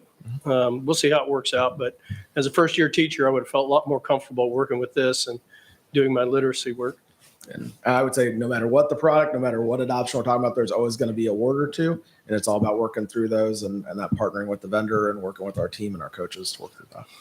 Well, I know I'm happy seeing the workbooks too as well, because science has been coming out over and over again where there's been so much digital that your children's brains still adapt better to being able to hold a page and read a page and then retain more from that page. And that's just going to help bolster some of the things that they've been missing because we relied so much on electronics versus real. Sure. Thank you. Yep. So our next recommendations for 7-8 middle school. This is our core English language arts textbook. So again, you're talking a 7-year adoption, just like the other product, for a total of $85,924.20 with a savings of about $6,284. So on this one, because it does get a little confusing. So we're talking middle school kids, a little bit different demographic, but every single student has a licensed account. So there is that technical side. But then what we've also done, because of that concern on not just going totally digital and not having anything physical, obviously teachers get physical teacher's guides. That's obvious. But we've also purchased about 35 roughly per classroom teacher of the physical books. They're broken out by unit, so they're going to be smaller books. We're going to treat them as a non-consumable. So students won't actually write in them. They would write on a separate sheet of paper, type it on a Google Doc, whatever the teachers ask them to do. But they will have that physical book that has the excerpts and has the prompts and things like that in there. The idea being, honestly, that was based on feedback is they wouldn't use a workbook like that for every single kid in the structure of the way they do it. They do have a little more of that tech side, but we want to make sure there are physical materials there for them. So roughly 30 to 35 per teacher will go to them. The good part about that is they are Southback books. They are done by unit. They're unitized. So at the end of the year, we wouldn't have written them. We're trying to keep them as nice and pretty as possible, but we will get a new replenishment each year of those as well. And again, they'll get a fresh 30, 35. That's good if there's any updates to the program, as well as, again, just wear and tear. So we don't have any additional cost if one gets ripped up or that sort of thing. This also includes material for staff at Third Avenue. So if you looked at the quote, you might have seen there were 4 teacher licenses. We generally have 3 at the middle school. We bought 1 for Third Avenue staff. So we obviously try to loop them on this, and then also for our coaches and things like that. This will also be rostered through Clever. So to Mr. Goodman's question earlier, same rostering system. Middle school is used to using it. Again, it's the one click. You use your Google login. You're in and you go. There are a number of scaffolds we'll show you as we go. And again, initial implementation, professional development. Obviously, our middle school ELA team, every middle school ELA teacher did the pilot, so they already have a leg up on this. So assuming we don't have a lot of turnover in that department, they already kind of know the basics. so that implementation PD can take next steps with planning. How do we really get good at it beyond just the basics of the program? One thing that I think is really important on this product specifically as we go through, because there are a lot of pieces to it that you can't do every single piece, to be perfectly honest, and you wouldn't, is that the vendor obviously is doing the PD. We have follow-up PD we can schedule at our discretion, but they've also committed to doing an implementation call with our coach about once a month or so during the first year of the adoption. So to that piece of you're making tweaks, you're making changes, this doesn't fit, we didn't like this, they've committed to having that Zoom-based or even in person, because she's just down the road in Prairie Village, having that conversation about once a month with our coaches on behalf of the teachers or even with the PLC to say, okay, what do we need to tweak? What do we need to change? So again, as far as outside entities, statewide approvals, these are lists provided by the vendor of states that have approved it. So you can see kind of a list there. Most of these I was able to kind of independently peruse through state websites to find these as well as best we can. Some states put out more than others, but we tried to double check that as best we could. As well as you can see, it was also reviewed by Ed Reports and given an all green rating as well. So you have that. And again, a variety of states there from Tennessee to West Virginia. Texas has their own Texas version that they've adopted because Texas does everything in Texas way, as Ms. Batson knows. So you can see those are states that have adopted through their kind of process they use within the state. Oh, didn't know I was going to do that. That's exciting. All right. So I just wanted to make it more exciting for you. All right. So really, it's a research-based instruction. So you're going to see a variety of text selections. The base of this is excerpts. So rather than you reading a full novel and you might only get through a few a year, this is based on we're going to read small components, have close reading activities. And then if the student does spark an interest, that could be something they could obviously check out, read on their own, that sort of thing. So they're getting exposure to more different kinds of text than what you might see in other programs. And a lot of core resources are going this kind of route. I would say almost all the ones we looked at had a similar idea in terms of looking at excerpts rather than we're going to read all of X book or Y book. So within this, Dr. Douglas Fisher, who's kind of a big researcher out there in the area of reading, he designed the close reading routines for this. So within those excerpts, which might be a page, might be 3 pages, might be 5 pages, students would do a first read, have discussions of what is the text really saying. They then apply this with skill work, and there are grammar skill lessons that are embedded in some of the text as well. And then they'd go through a close read of what does this mean? So you're dissecting the text of what those pieces are. And that might be a poem. It might be a graphic novel. It might be an excerpt of a speech given by President Reagan I was looking at in one of the grades. So you have a variety within that. So within a study sync classroom, you're going to see high student engagement is certainly the goal in anything, and the teacher is the one that brings that to life. We can have the best program in the world, but without great teachers, it's not going to be successful. But what they do in terms of tools to help with that is they have study sync TV episodes, which are actually students that are having discussions about the text to kind of model what a student discussion would look like. They also have some of their texts have short little, almost like book trailer type videos, kind of intro to the materials, as well as skills videos, and then reading and writing components as well, of course. Discussion is kind of a hallmark of it. So having conversation with the kids, and that's kind of a key piece because you're reading an excerpt. So let's really dissect it because we're not trying to complete all of whatever the chapter is.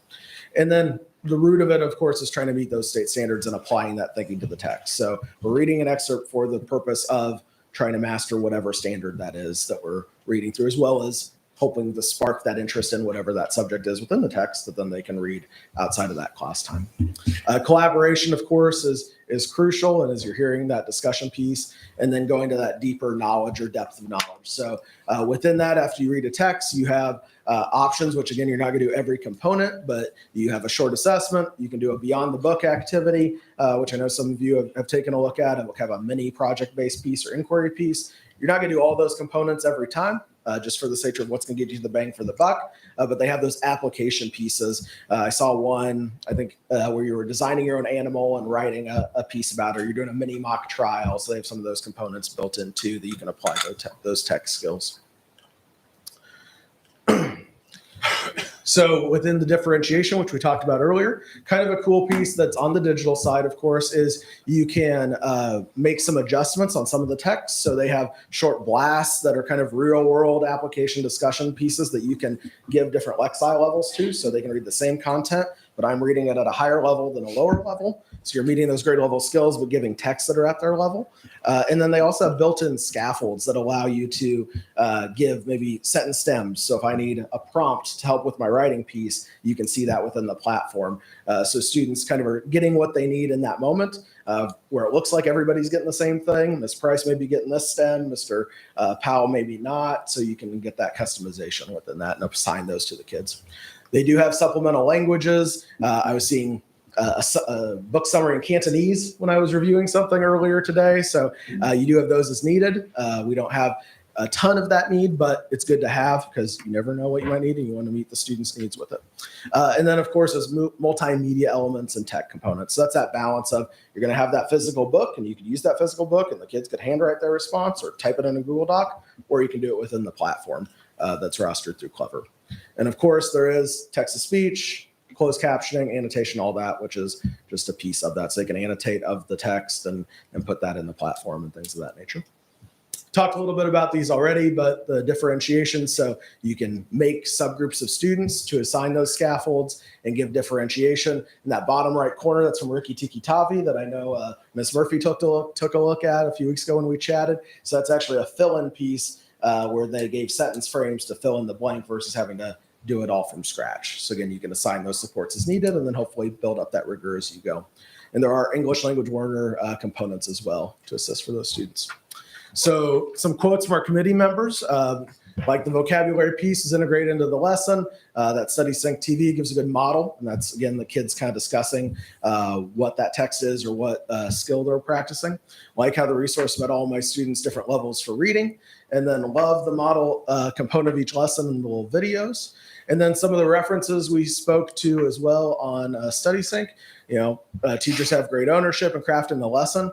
And I think that's a key component is that there's a lot of flexibility because you're doing excerpts. So if there's a determination of we don't want to do this text for whatever the reason is, they can skip it and go on to the next because you're not committing months upon months to one text. So you have some flexibility there. And you'll see if you review the materials, there's actually 6 units. Typically in a year, you're only going to cover the first 4. And if you do, you're going to cover all the standards you're supposed to cover. So that, again, it gives you that additional flexibility. If you want to pull something in from Unit 5, you have that ability to do that. And that's part of those implementation conversations that our coaches will have. Grading rubrics data, there is auto grading if you do some of the assessments that are close-ended, of course. Not required from us, but if they chose to do it that way, you'd get that auto grading, which makes life easier a little bit. And then those scaffolds, obviously, and book trailer videos help with both engagement and that support for the kids. So with that, there's our nice little presentation, which I take very little credit for on the prettiness. I just laid it all out and had some help. So with that, happy to answer any questions on Study Sync. I do have one question. Yep. So if this product is from McGraw-Hill, who's our current one that we're replacing? So it's HMH, which is a retired product. That product doesn't even exist in the marketplace anymore. Thank you. How long has Study Sync been around? So Study Sync as a company has been around for a number of years. I believe it's 3 or 4 years ago, they fell under the McGraw-Hill distribution umbrella, but they were around prior to that as well. Because McGraw-Hill I'm familiar with, but Yes. Study Sync I'm not. So it's kind of like a distribution subsidiary. So even when we talk like PD as an example, professional development, it could be a McGraw-Hill trainer or it could be someone from Study Sync because they kind of blend together. Okay. And since this is doing excerpts of the readings instead of actual books, is this going to give them more touches of different books? Different texts, yes. Okay. If you look through, I mean, like I said, you're going to have a speech from Ronald Reagan. You're going to have an excerpt from President Lincoln. You're going to have a poem. There was an essay I was talking about with Miss Reed earlier today from a teenage woman that had written an essay. So you're going to get a lot of different types. The other piece, and it doesn't go to core, but it speaks to the other instruction going on, is with our literacy initiative and Link Grant, they've brought in a lot of other short texts too that they're doing within that small group tier 2 type time, not so much during that core instruction, but when they do small groups. So I know Mr. Powell and I talked about STEM a little bit, and I talked to Julie McHale after you and I chatted, and there's actually a book about Madame Curie in that collection.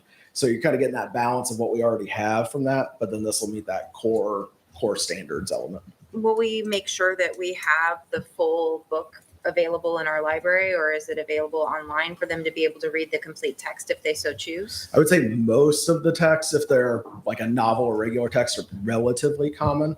But that's certainly something as we go through implementation, we can have some Like we have should some definitely be conversation with intentional with it if Yes. we're introducing Yep. them to it, that they can read the whole thing if they so choose. And that's something we can take those core texts and have our coaches talk to Miss Taylor at the middle school library and see what ones are there or not there. And look at that. Well, and what you didn't mention is that behind this is a catalog, a constantly growing catalog of reference books and resources.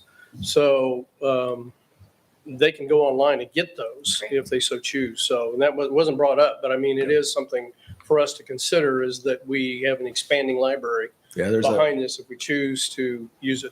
And that's a great point. So there's a digital library that they add to every year, and most of those are excerpts as well. But you get kind of a taste of what the story or novel is about. Again, if that sparks an interest, you can go check it out.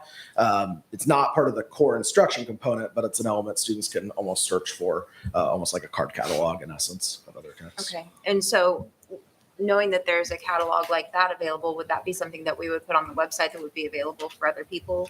So it's within the StudySync platform, and it's based on student licenses. So we could certainly, when we update that website to talk about the new resource, we can make sure to highlight that, but we can't give public access because it's within the student license. But we'll say, hey, parents, here's how you log in with your student to look at it.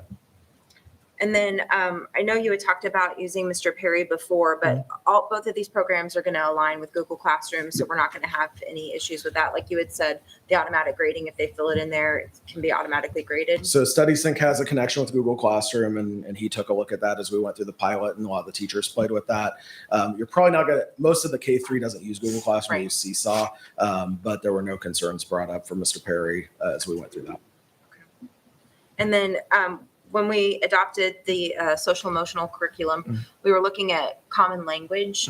Does this have the same language, or is it intentional with language? Like what are we looking for to know that we're hitting those points? So there isn't necessarily specific social emotional language within either of these. I think that would be something we could certainly have a conversation with Dr. Redelberger's team about if there is overlap there. Because certainly the phonics is much more skill specific.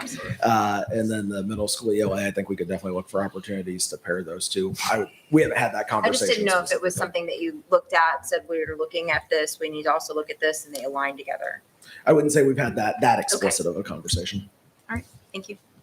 Now, I noticed, because I didn't have time or didn't see a setup where I could actually log into the sync. I noticed when I went home and logged in onto their site that they have with the curriculum a daily. So they could have a daily topic with a couple of teens, right? They would be discussing a topic. And that's only shows up if the teacher assigns it. Okay. And that's good to know because the way it was worded, it was almost like a living document. It's ever changing and you don't know what's going to be popping up that day. No, it's only seen if they assign it, and they have a new one every day, but that doesn't mean you need to do that one. So the teacher could look at it and see if it's appropriate or not based on whatever reasons. I know the one I saw was really good because it was about governmental rights versus state rights. And they had a really good conversation on that. And it was probably the most genuine and real one I had heard in a very long time. So I was like, hey, real facts. Yeah, and I will say teachers and students enjoyed those when they got into it because it was a nice little spark their interest, have some targeted discussion. It's like a little poll element, I believe, if I remember correctly. But yeah, it only shows up if they assign it, and they may not even assign it. They just have an whole class discussion too without assigning it. So there's okay, that's good to know. So real quick though, you did say you did do a survey with the students based on this. Did you have a slide showing us what the students' thoughts were? No, I didn't include that, but I will tell you it was comparing it to the other product we piloted, StudySync rated higher. Okay. I didn't have a specific slide for that, but it was 100% what our teacher committee selected, and I can't remember the exact rating, but the rating was higher for StudySync. Right. I didn't know if you had any just general comments that they may have had of where maybe they like the daily or maybe they like this. Or I would say general theme was, from what I recall, and we shared it with the teachers to inform their recommendation because I just try to be the shepherd of the process. Right. The blasts were a higher point. I would say you had some like some text, some didn't like some text. You had that array. But when you tabulated the ratings, like a 1 to 5 scale is what we gave them on their 4 or 5 questions. This rated out higher. Did they appreciate the fact that it was basically text blurbs versus entire novels?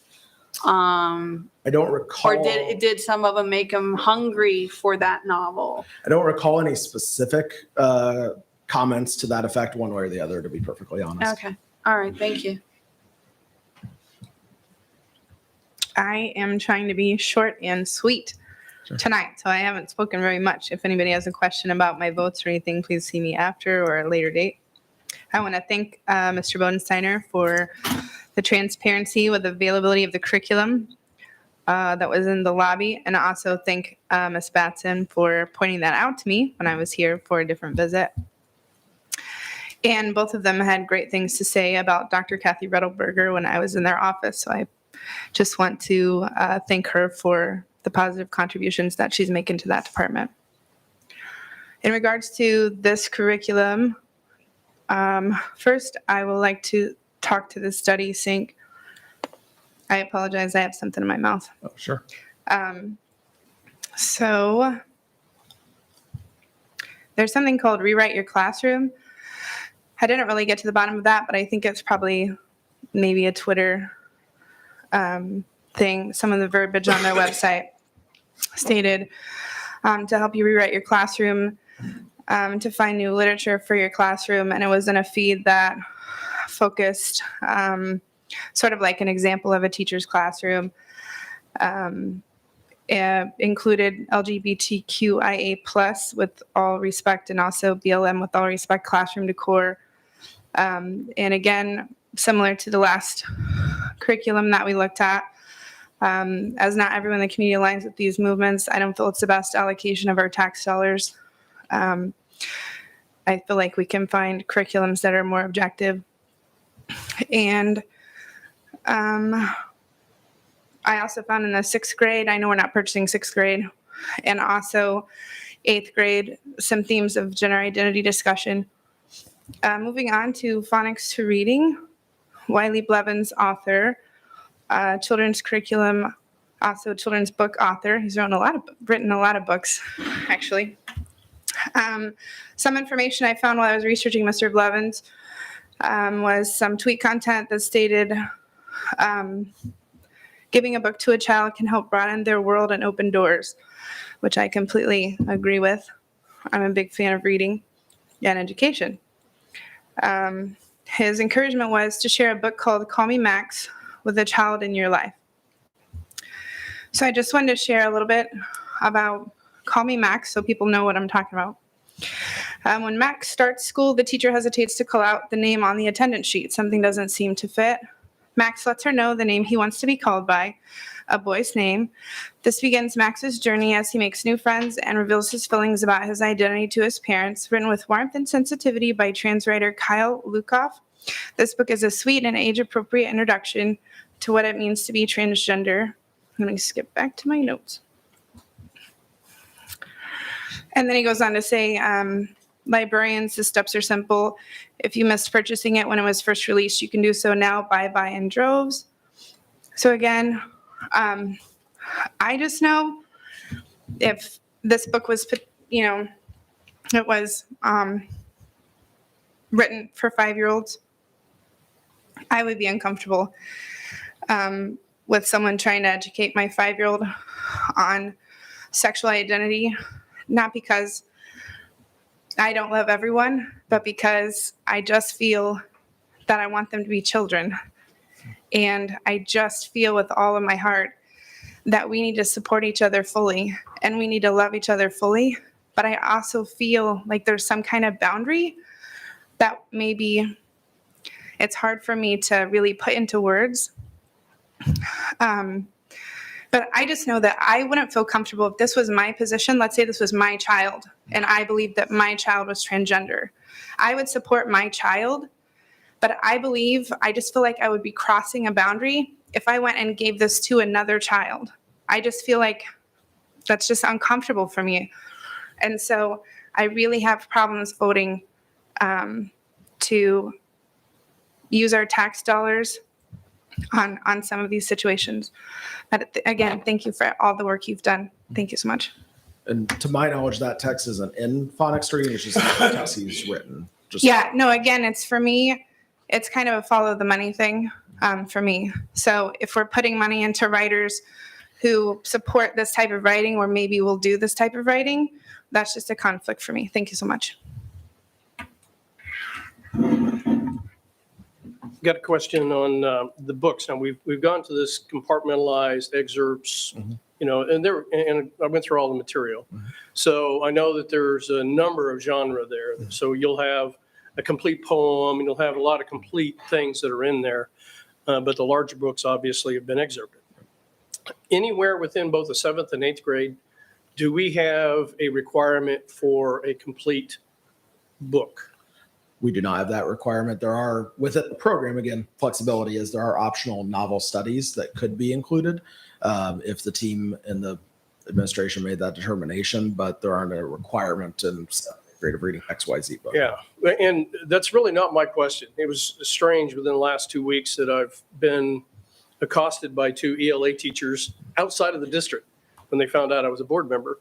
And this is exactly what they wanted to talk about, was that, and they were very experienced teachers. One was retired, but still taught as a substitute. And that was her concern, was she found it very difficult at this age level not to have at least one complete book that the child had to go through and had to absorb and had to, you know, all the things we're learning in these little pieces, but put it together in a single document, and then having the teacher bring that together. I don't know whether that's in, you know, our intent, or it's something that we would want to do, but I would ask that you guys at least consider whether that might be something that we want to include as part of this package. And of course, you know, we have experienced teachers, you know, more experienced, and then less experienced teachers. So there's a range of how we would apply that, but I just thought that was interesting.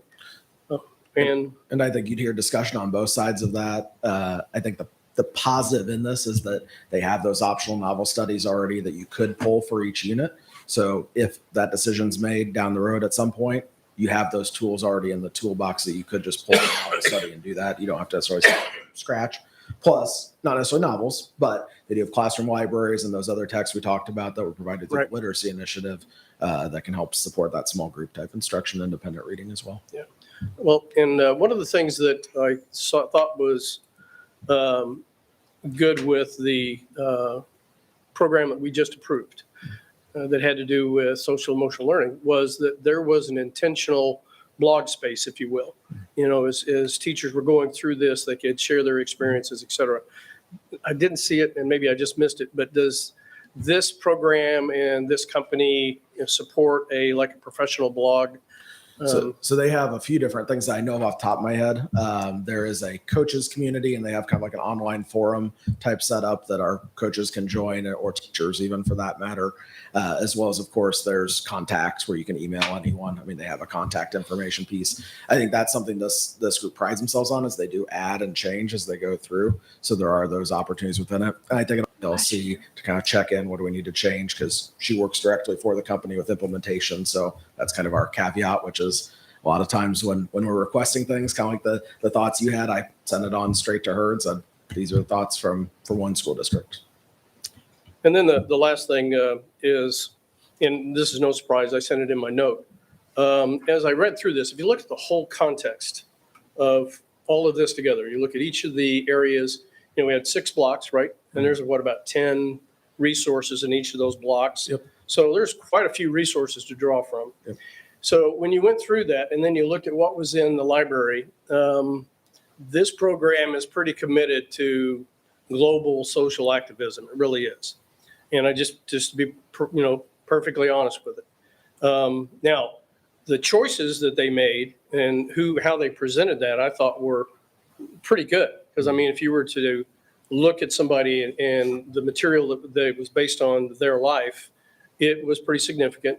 Not to say that trying to make sure that our kids were thinking about how they could make a difference in their world when they left the school is a bad thing.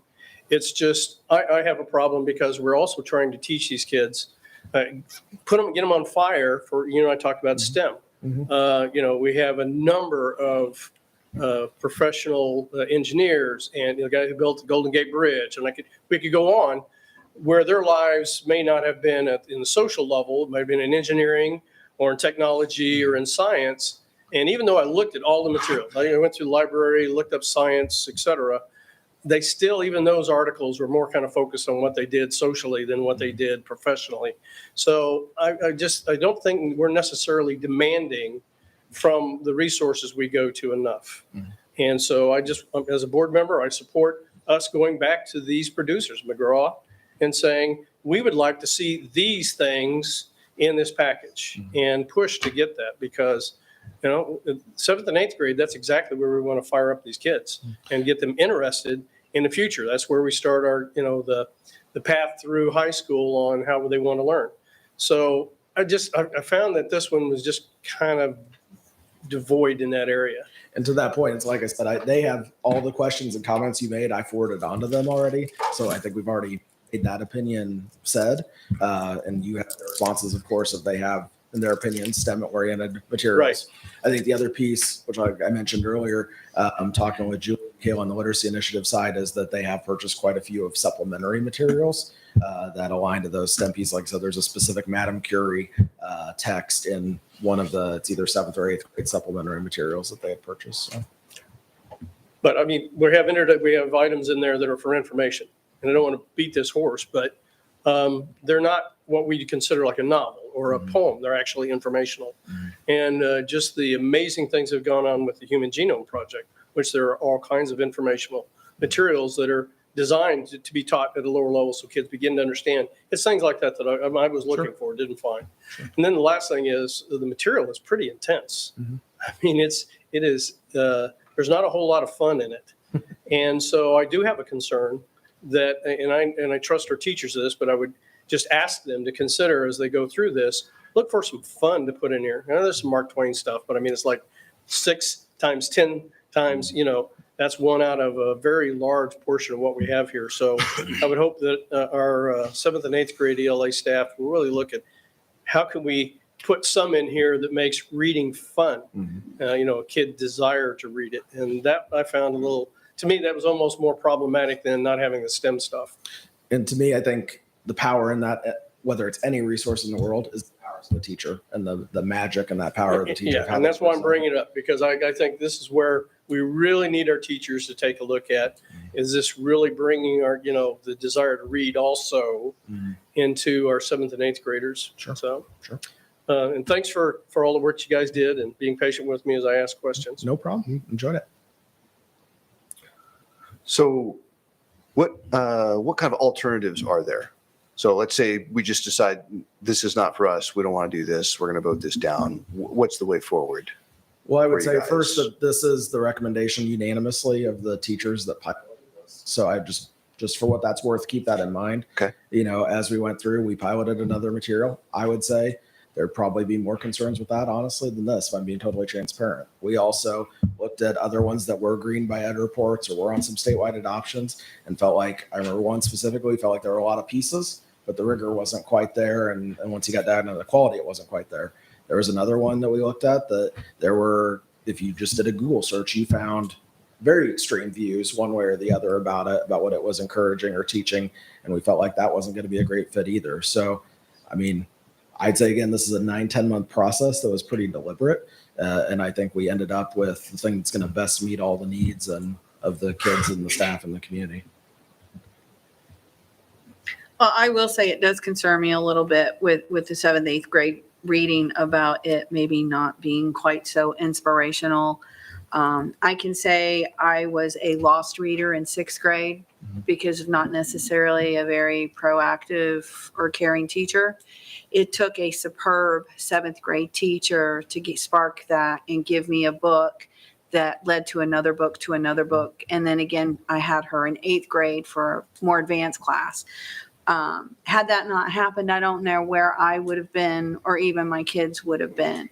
And I know if a child gets very bogged down, dried down, and doesn't like what they're doing, 7th and 8th grade is your precursor to be able to start taking those ACT and SAT tests. And if they're not taking their due diligence on learning that material because they've lost the spark, they're not going to have that spark to pass those scores. And I know our scores are already behind nationally, not just us. It's a national thing. And that just kind of concerns me a bit. I just wanted to put that out there. Yeah, and I think like we talked about, having that excerpt base, exposing kids to a wide variety can help spark that interest, because if you don't connect with X novel we're reading, that could be a long month, however long you're reading that.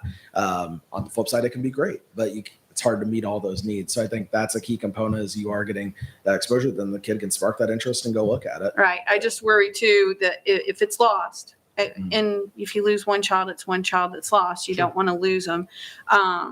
It'll be high school before they maybe respark again, maybe taking one of the special English classes where we have the science fiction or the whatever new English classes that we started there on the high school level, to maybe sideline them into a more in-depth interest. So we're just going to have to hope we got lots of sparklers out there. Like I said, I think the magic is in the teachers. To the to teacher, bring it to right. life. We're going to have to pass out sparklers. Any further questions? May we do this in two separate votes?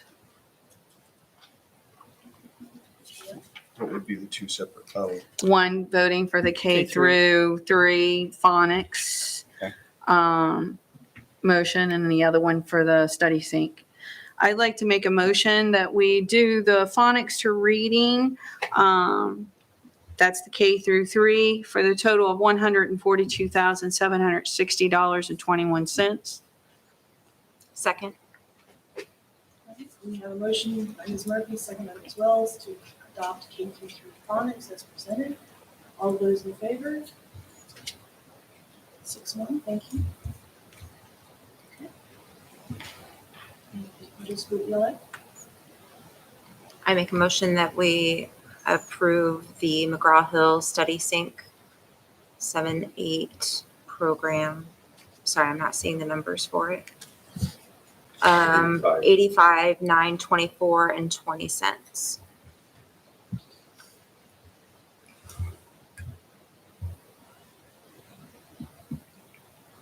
right, I will second that motion. We have a motion by Ms. Wells, second by Price, to adopt the middle school ELA as presented. All those in favor? 6-1, thank you. Thank you very much. Thanks for all your work.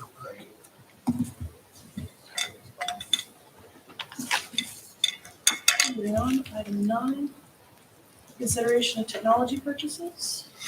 Right.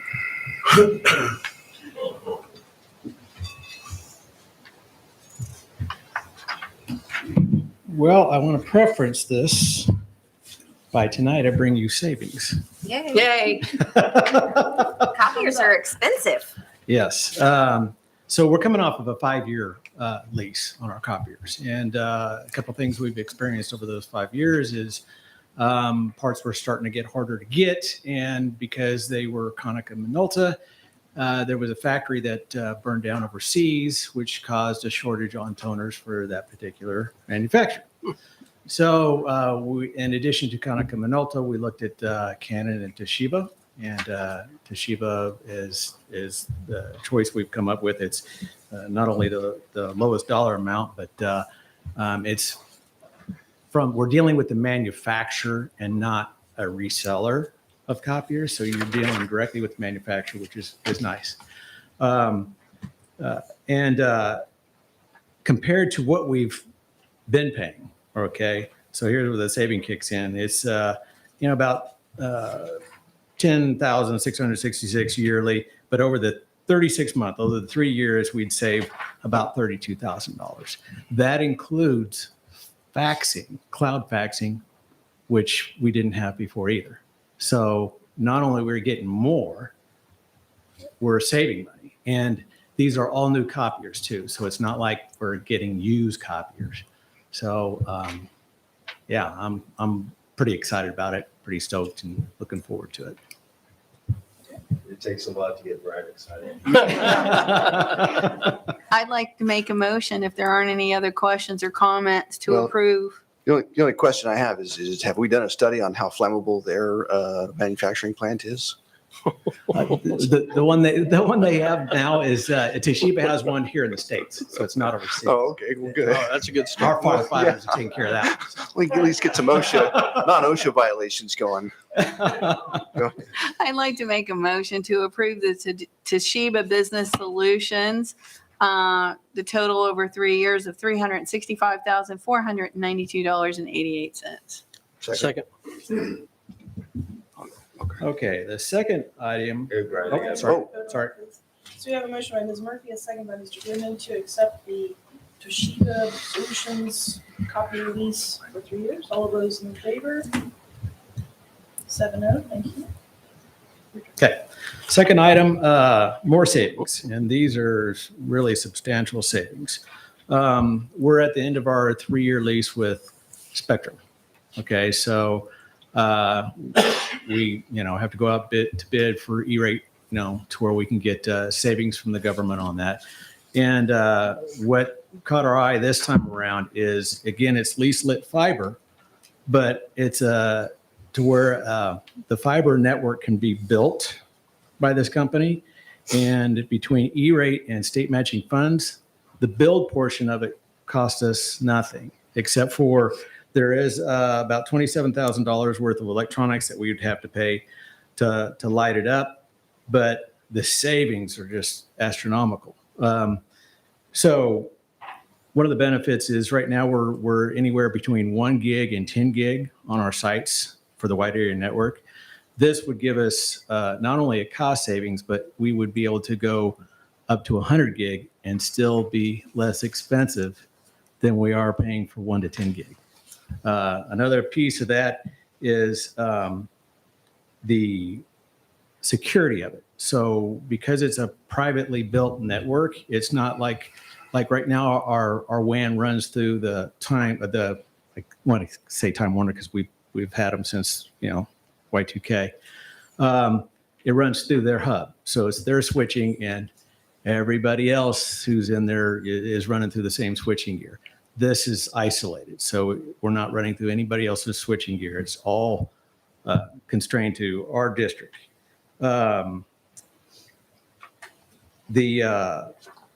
Just to throw some numbers out for you, comparing what we have now, right, which is a slower speed.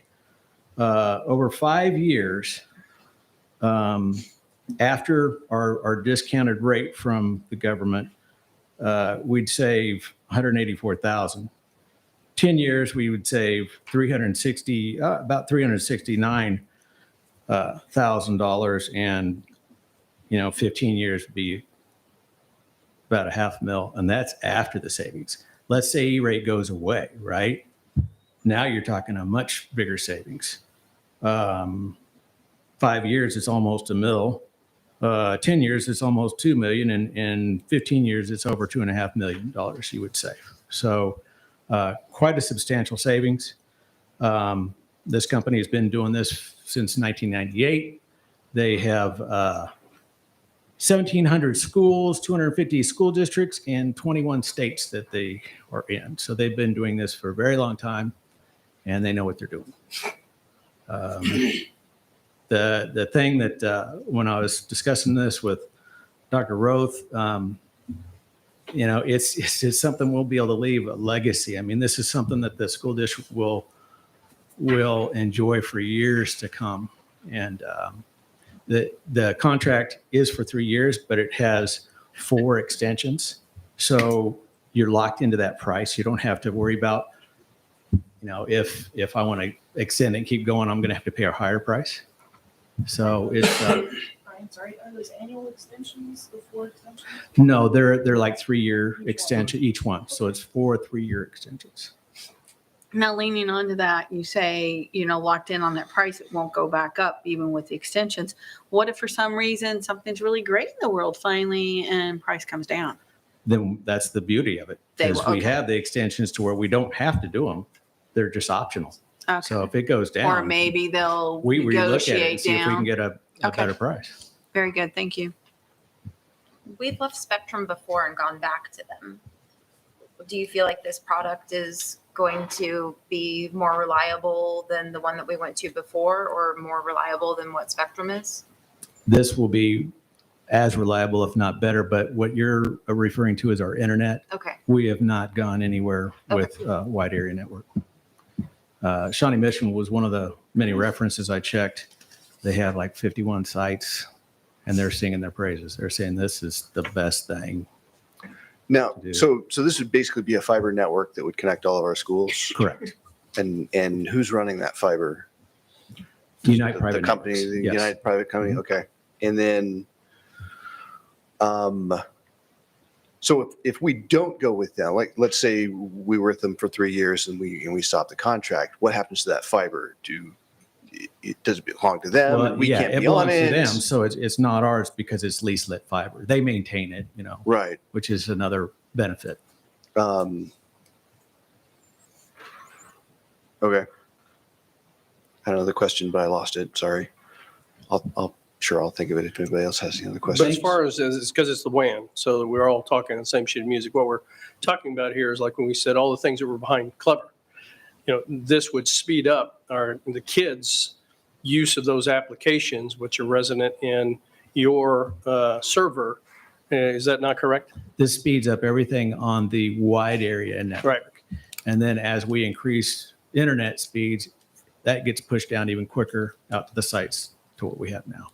But as far as us buying software and loading it on the server, this really could impact that significantly. Yes, it could. Yeah. Think of it as we're building the Audubon. What about with the phone lines? Does it attach to that? Because I thought our phone lines had to do something digitally now. Those are SIP lines, SIP trunks, and they'll still continue to go over our network. Okay.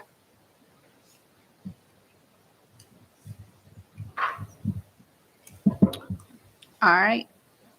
If there's no more questions or comments, I'd like to make a motion to approve the Unite Private Networks 3-year contract for WAN services for the amount of $895,990. Second. Do you need a separate one for the application? Or do you want me? Yeah, okay. Yeah. No, we got you. I just want to make sure. One more thing, can I interject? It's contingent on E-rate funding, so we're not on the hook if E-rate doesn't kick in. Okay. Understood. All right. So for the first motion, to approve the Unite Private Networks contract, first by Murphy and second by Goodman. All of those in favor? 7-0, thank you. Madam President, I'd like to make a motion for the approval of the E-rate application for WAN yearly services for $1,034,941. Second. Thank you, Brian. Yep. Thank you. So we have a motion by Ms. Murphy, a second by Mr. Goodman to approve the E-rate application for WAN services. All those in favor? 7-0, thank you. Item 10, consideration of Series 2022 taxable general obligation refunding bonds. Miss Beth has earned her keep. So tonight there's a resolution before you to adopt so that we can work with Piper Sandler to go to the market to see if we can refund part of the 2018 bonds. The estimated savings, the market is pretty volatile up and down. And so our estimate is around 1.2 million as of last week. So they go to market either later this week or next week. We'll hopefully can lock in around that amount of savings or higher. The other big plus is bonds would mature 1 year sooner in 2034 versus 2035. And we just spent a lot of money, so thanks for the savings. Sure. Okay, so she mentioned the resolution, so I will read it. Resolution 21/22-020, resolution of the Board of Education Unified School District Number 453, Leavenworth County, Kansas, authorizing the district, Piper Sandler and Company, and Robert J. Perry Esquire as bond counsel to effectuate the issuance of the district's general obligation refunding bonds, proceeds from which will prepay and redeem a portion of all a portion or all of the district's outstanding general obligation bonds, all pursuant to the district's powers under KSA 10-27 and KSA 10-620, all as amended and supplemented. Madam President, I move that we approve the resolution as presented. Second.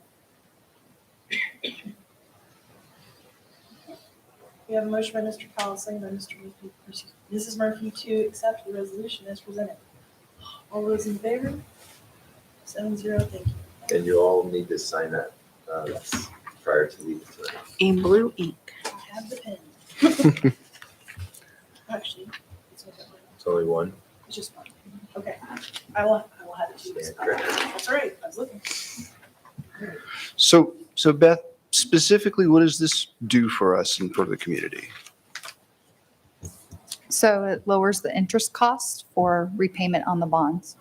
Okay.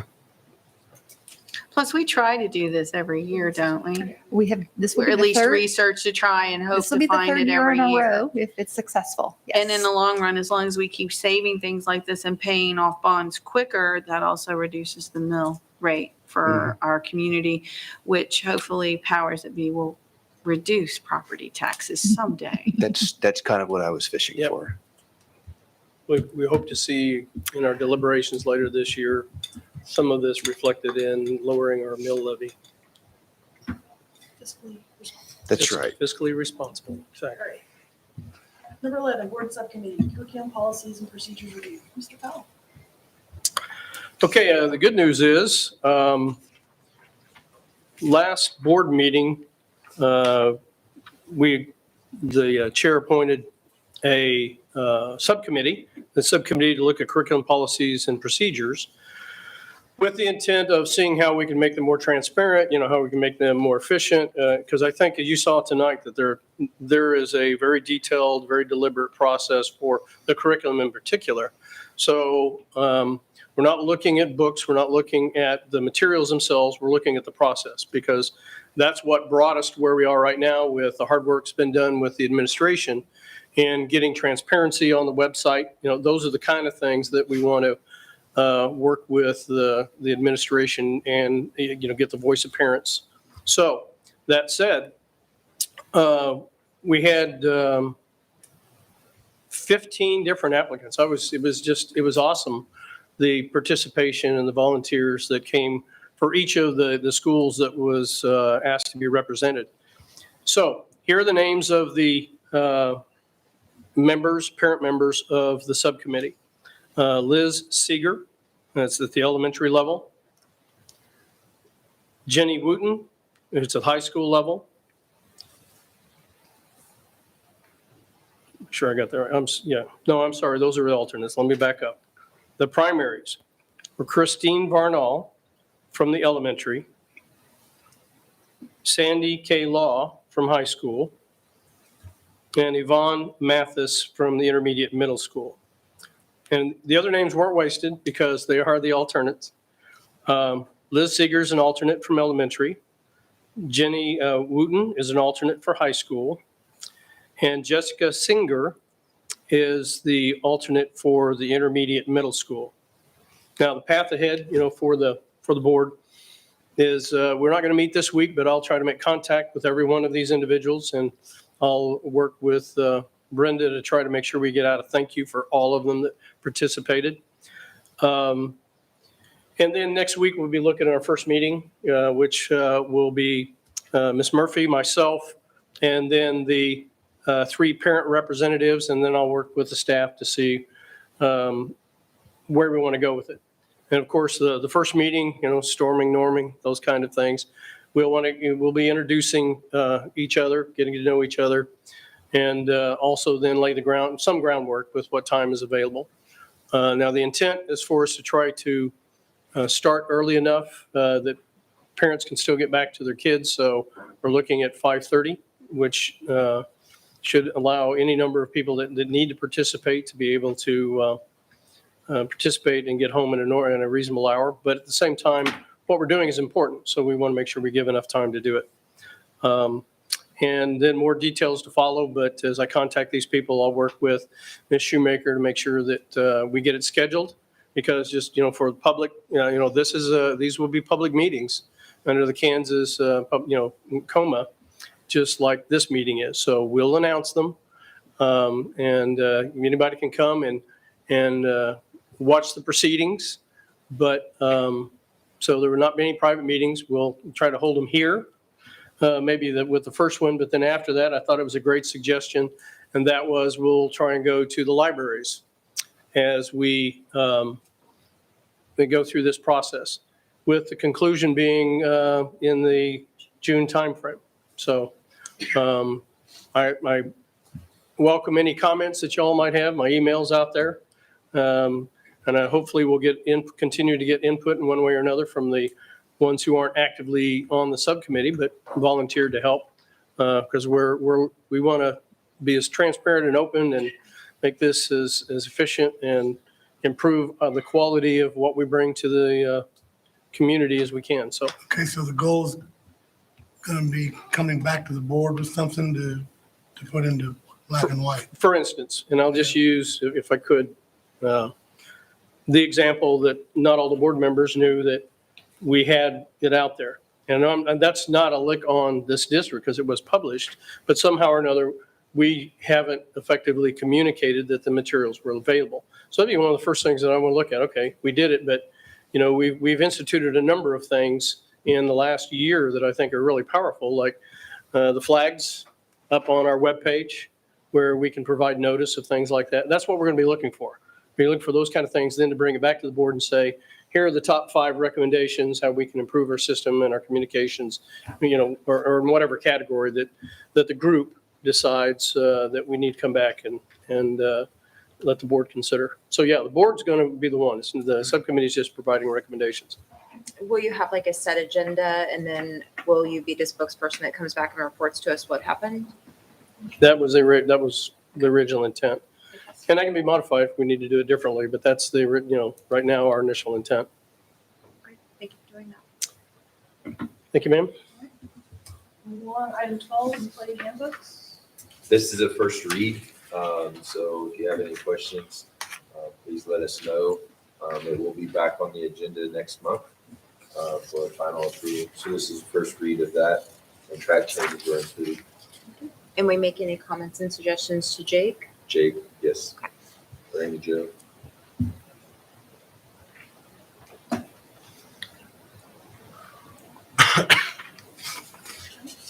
Item 13, superintendent's report. Yes, just as a reminder to the board, which you'll have it on board dates, there will not be school this Friday. So there's no school district-wide. I, along with Mr. Bannick and I believe Ms. Knight, will be visiting with some senior leadership on the senior class. They are inquiring what it would take to do a graduation outside. So we are going to visit with seniors, and I'll keep you informed of what we will, what their ideas were, and then kind of where we're leaning towards on that. But it was brought from the senior class. They did it correctly. They went through the process when I was contacted today. And so we're setting up a meeting up sometime next week to visit with them and talk about all the things that would need to be considered in order to do that. Ms. Batson is your KISA representative. She has been working extremely hard on our accreditation process. We will be sending out a report to you, probably not this week, but early next week or in the Friday review next week on our KISA report. Please take that time to look through that. If you have any questions, please reach out to Ms. Batson on that. And then the last thing that are a couple things. One, our Calvary Angels are headed down to Daytona Beach. And so we are sending positive thoughts to them. All of the ROTC kids, along with the kids you got to see tonight, really do outstanding things. And I think that's the one thing that we can't forget as a school district or as a public. We do have challenges in front of us, but we have a lot of excellence in front of us as well.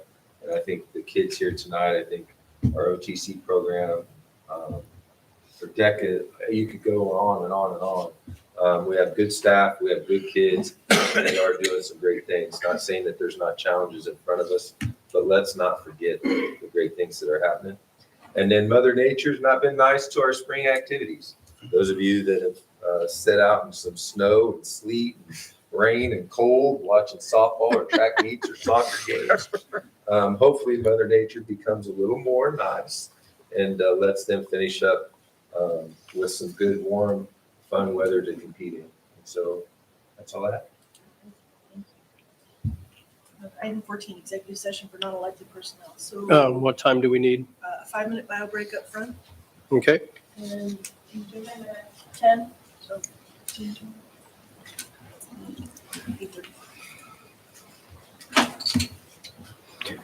Madam President, I move that we go into executive session to discuss non-elected personnel pursuant to the exception of the Kansas Open Meetings Act in order to protect the privacy interests of the individuals to be discussed, and that we return to open session in this room at 8:35. Second. We have a motion by Ms. Powell and a second by Ms. Murphy to go into executive session. All those in favor? 7-0. Thank you. And we invite Dr. Roth, Amy Sloan, and Board Attorney Robert Hingela.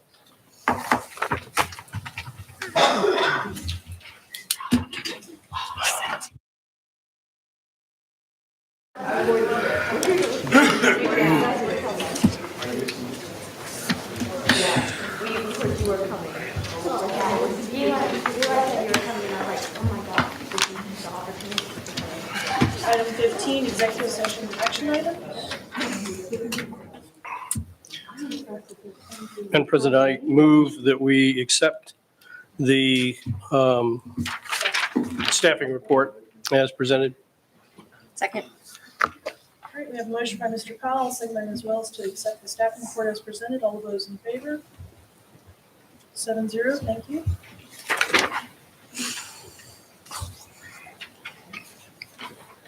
All right, so upcoming dates, as Dr. Roth mentioned, Friday is a non-working holiday, no school.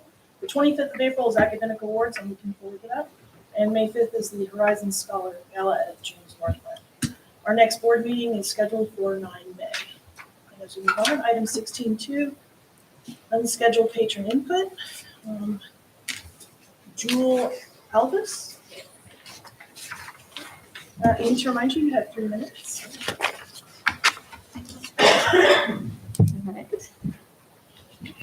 So I'm Jewel Alvis. I live at 2209 Spring Garden Street, which is just a couple blocks from the high school. I have 2 children at the high school. Okay, that's all the information you needed, right? So I'm just going to read a letter that I wrote to Mr. Vanek last week regarding the graduation. And I know that's been a point of discussion throughout the high school and in the community. So what I wrote is, as a parent of a senior, I'm approaching graduation day with so many big emotions.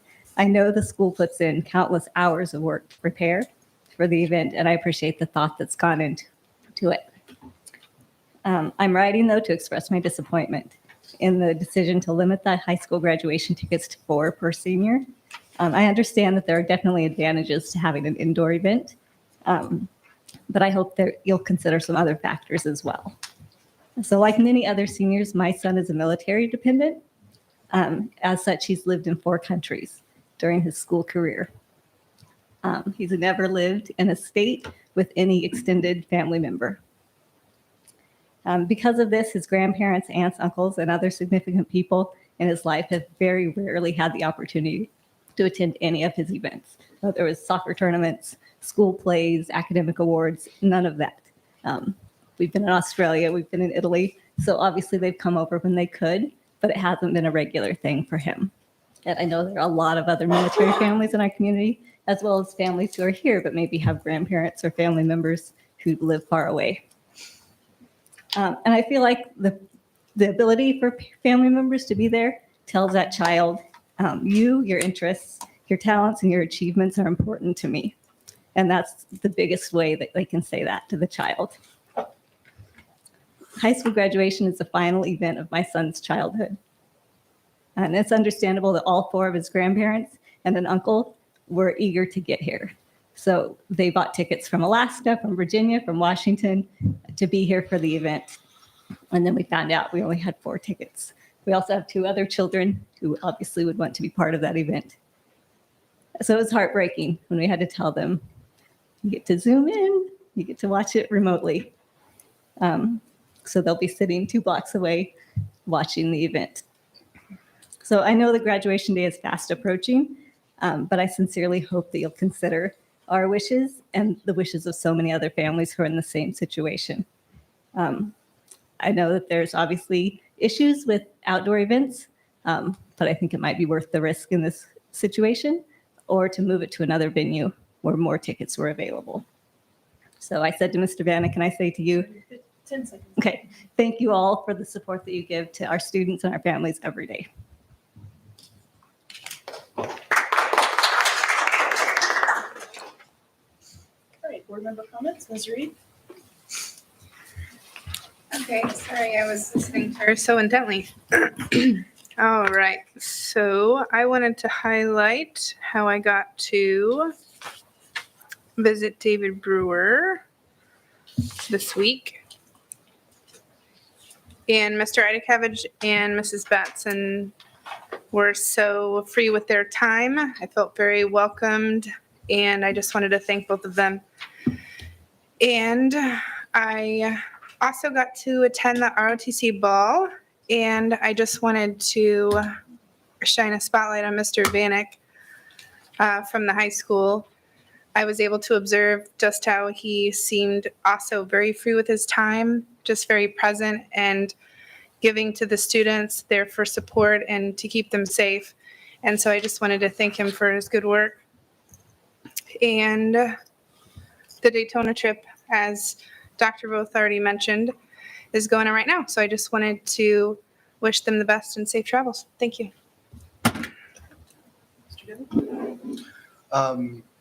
So I've had a pretty eventful week as the school year winds down. It seems like everything starts accelerating and we start trying to get as much in as we can. So had a lot of good interactions with our staff in the sports area, as we saw today with girls wrestling and with all the and bowling and everything that's going on. So I want to thank all the staff for providing that service for our kids after schools. I know how much time they put in afterwards. I had a good opportunity to meet with our teachers, specifically our language arts teachers, in regard to curriculum and books and what's being read and getting ground truth on a lot of that stuff. And I had in my opinion, a very productive meeting with them and was able to give that out. And I look forward to providing that information to the committee for that and just, basically getting everybody. I've heard from my constituents, I've heard from the kids, and I've heard from the staff, and I've heard from everybody else. And the group that I hadn't heard from is the actual teachers. So I feel that was a good use of my time. I also have always preferred having graduations outside. So if I may throw in my 2 cents unofficially, that would be my preference as well. So with that, that's all I've got. Ms. Murphy? I had the privilege of attending the National School Board Association's conference last weekend. Lots of walking, lots of talking, lots of learning. I'm happy that I did. I went. I wasn't going to go at first, but I'm happy I went because they did have specific classes that align with some of the things that we're talking about almost on a daily basis within our district now.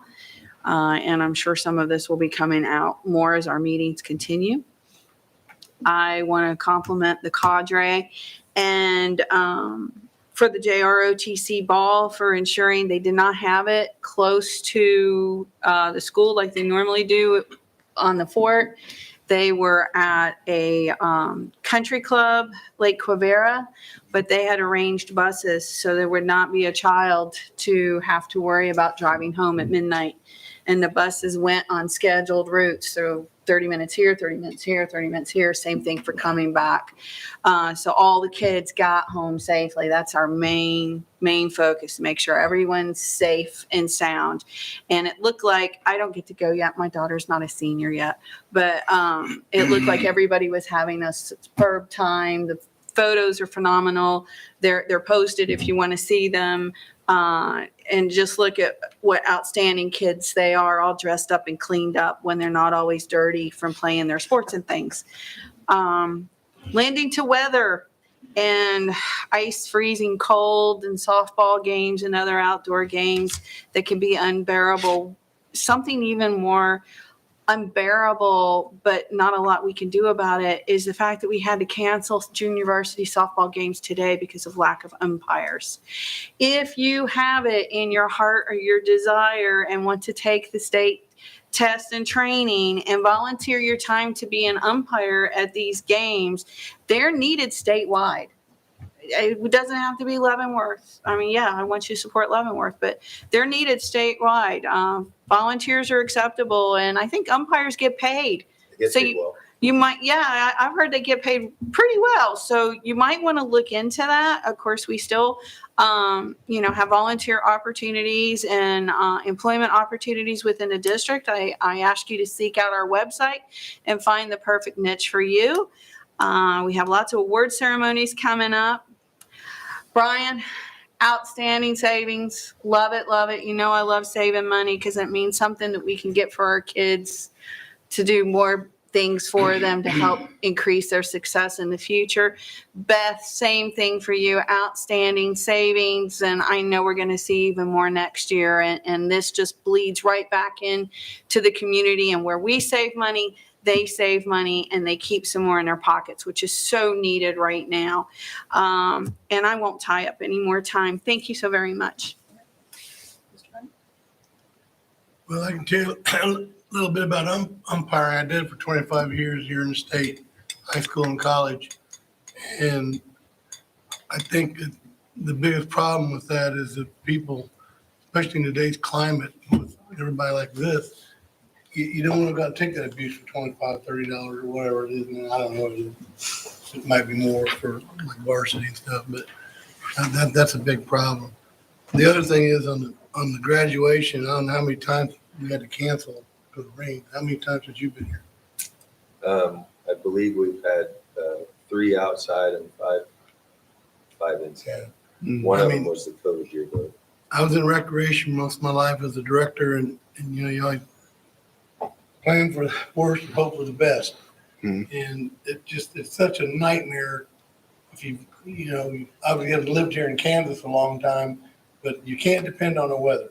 If they say it's going to be 100 degrees on graduation day and no clouds, that sounds great.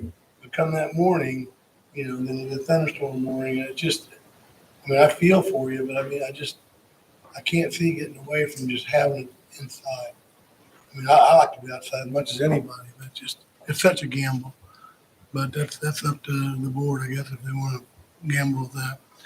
The other thing, I think people in this community ought to be thankful that we have public comment, because one of the sessions I went to, and Alyssa was there as well, was civility at the board meetings. And some districts don't have public comment. So hard to believe, but they don't. So be thankful that you do get to get up and talk. I think it's important, but there are times when it hasn't been such a good idea too. So anyway, that's all. I was also able to attend the national conference. It was my first time at the national level, and I wasn't sure if it would apply to me as much as it did at the state level conferences, and it really did. I found that the classes were very engaging. It was just larger classes than we have at the state level, and being able to collaborate with people from all over the country instead of just all over our state was very beneficial to me in my learning process, and I'm grateful that I was able to go. I'd also like to really thank our teaching and learning staff, as well as all of the staff that took the time to participate in the curriculum selections. You guys are the professionals. We pay you to do that job, And it only makes sense to me that we follow what your recommendations are. I'm a parent. I'm not an expert. So I appreciate your due diligence, and Ryan, especially laying out the process. I think that was extremely helpful. Thank you. This last Saturday, I was able to be a full-on band mom. Jazz band is a class at our school. I don't know if you guys know that. We have regular band that does marching and symphony, and then we also have jazz band. Last week, they went and traveled to a jazz festival, and they received a 1 rating as a whole, which is fantastic. And then regional contest for our band and choir students was on Saturday. I apologize, I don't know how choir did, but every single Leavenworth entry received a 1 rating. That says huge things about our music program and Dr. Pro's work that he's doing. And he's not alone. He's brought in other people in the community to help out. But I just wanted to name our soloists real quick. Peyton Watts on French horn, she received a 1. Peyton Hall on trumpet, he received a 1. Amy Fott on euphonium, which I didn't even know euphonium was an instrument. I just thought it was a baritone, and it is not. She received a 1. Julianne Seefeld received a 1 on her trumpet, and PJ Wells received a 1 on her trombone. And then a woodwind ensemble went, they also received a 1, and a brass ensemble went, they also received a 1. These kids are doing great. Arts are not dead. Thank you, Kansas. Thank you, Leavenworth. Mr. Bell. Yeah, I just want to also thank the teaching and learning staff, as well as all of the teachers and building leadership that invested a year, basically 9 to 10 months worth of effort in trying to make sure that our kids have the best we can bring to them. Curriculum development is a complex issue in an ever more complex world. And what we've got is probably the best attempt that I can see at this point to make sense out of it. I mean, it's that complex. And so I think it's really important that really what I'm looking for me personally out of the subcommittee is not that we need to change things, but how can we get parental investment and community investment, as well as, with our teachers and with our staff in a way that's more effective, I guess. There's probably a better word. So we're not looking to headhunt how we pick books or how we develop curriculum. It's how can we be better community members, really, I think is probably the best way for me to put it. So I want to thank you guys so much for that investment. I mean, it's just amazing now, having at least glanced through and gone through much of those 2 curriculums. You can tell we didn't select them by accident. So thank you.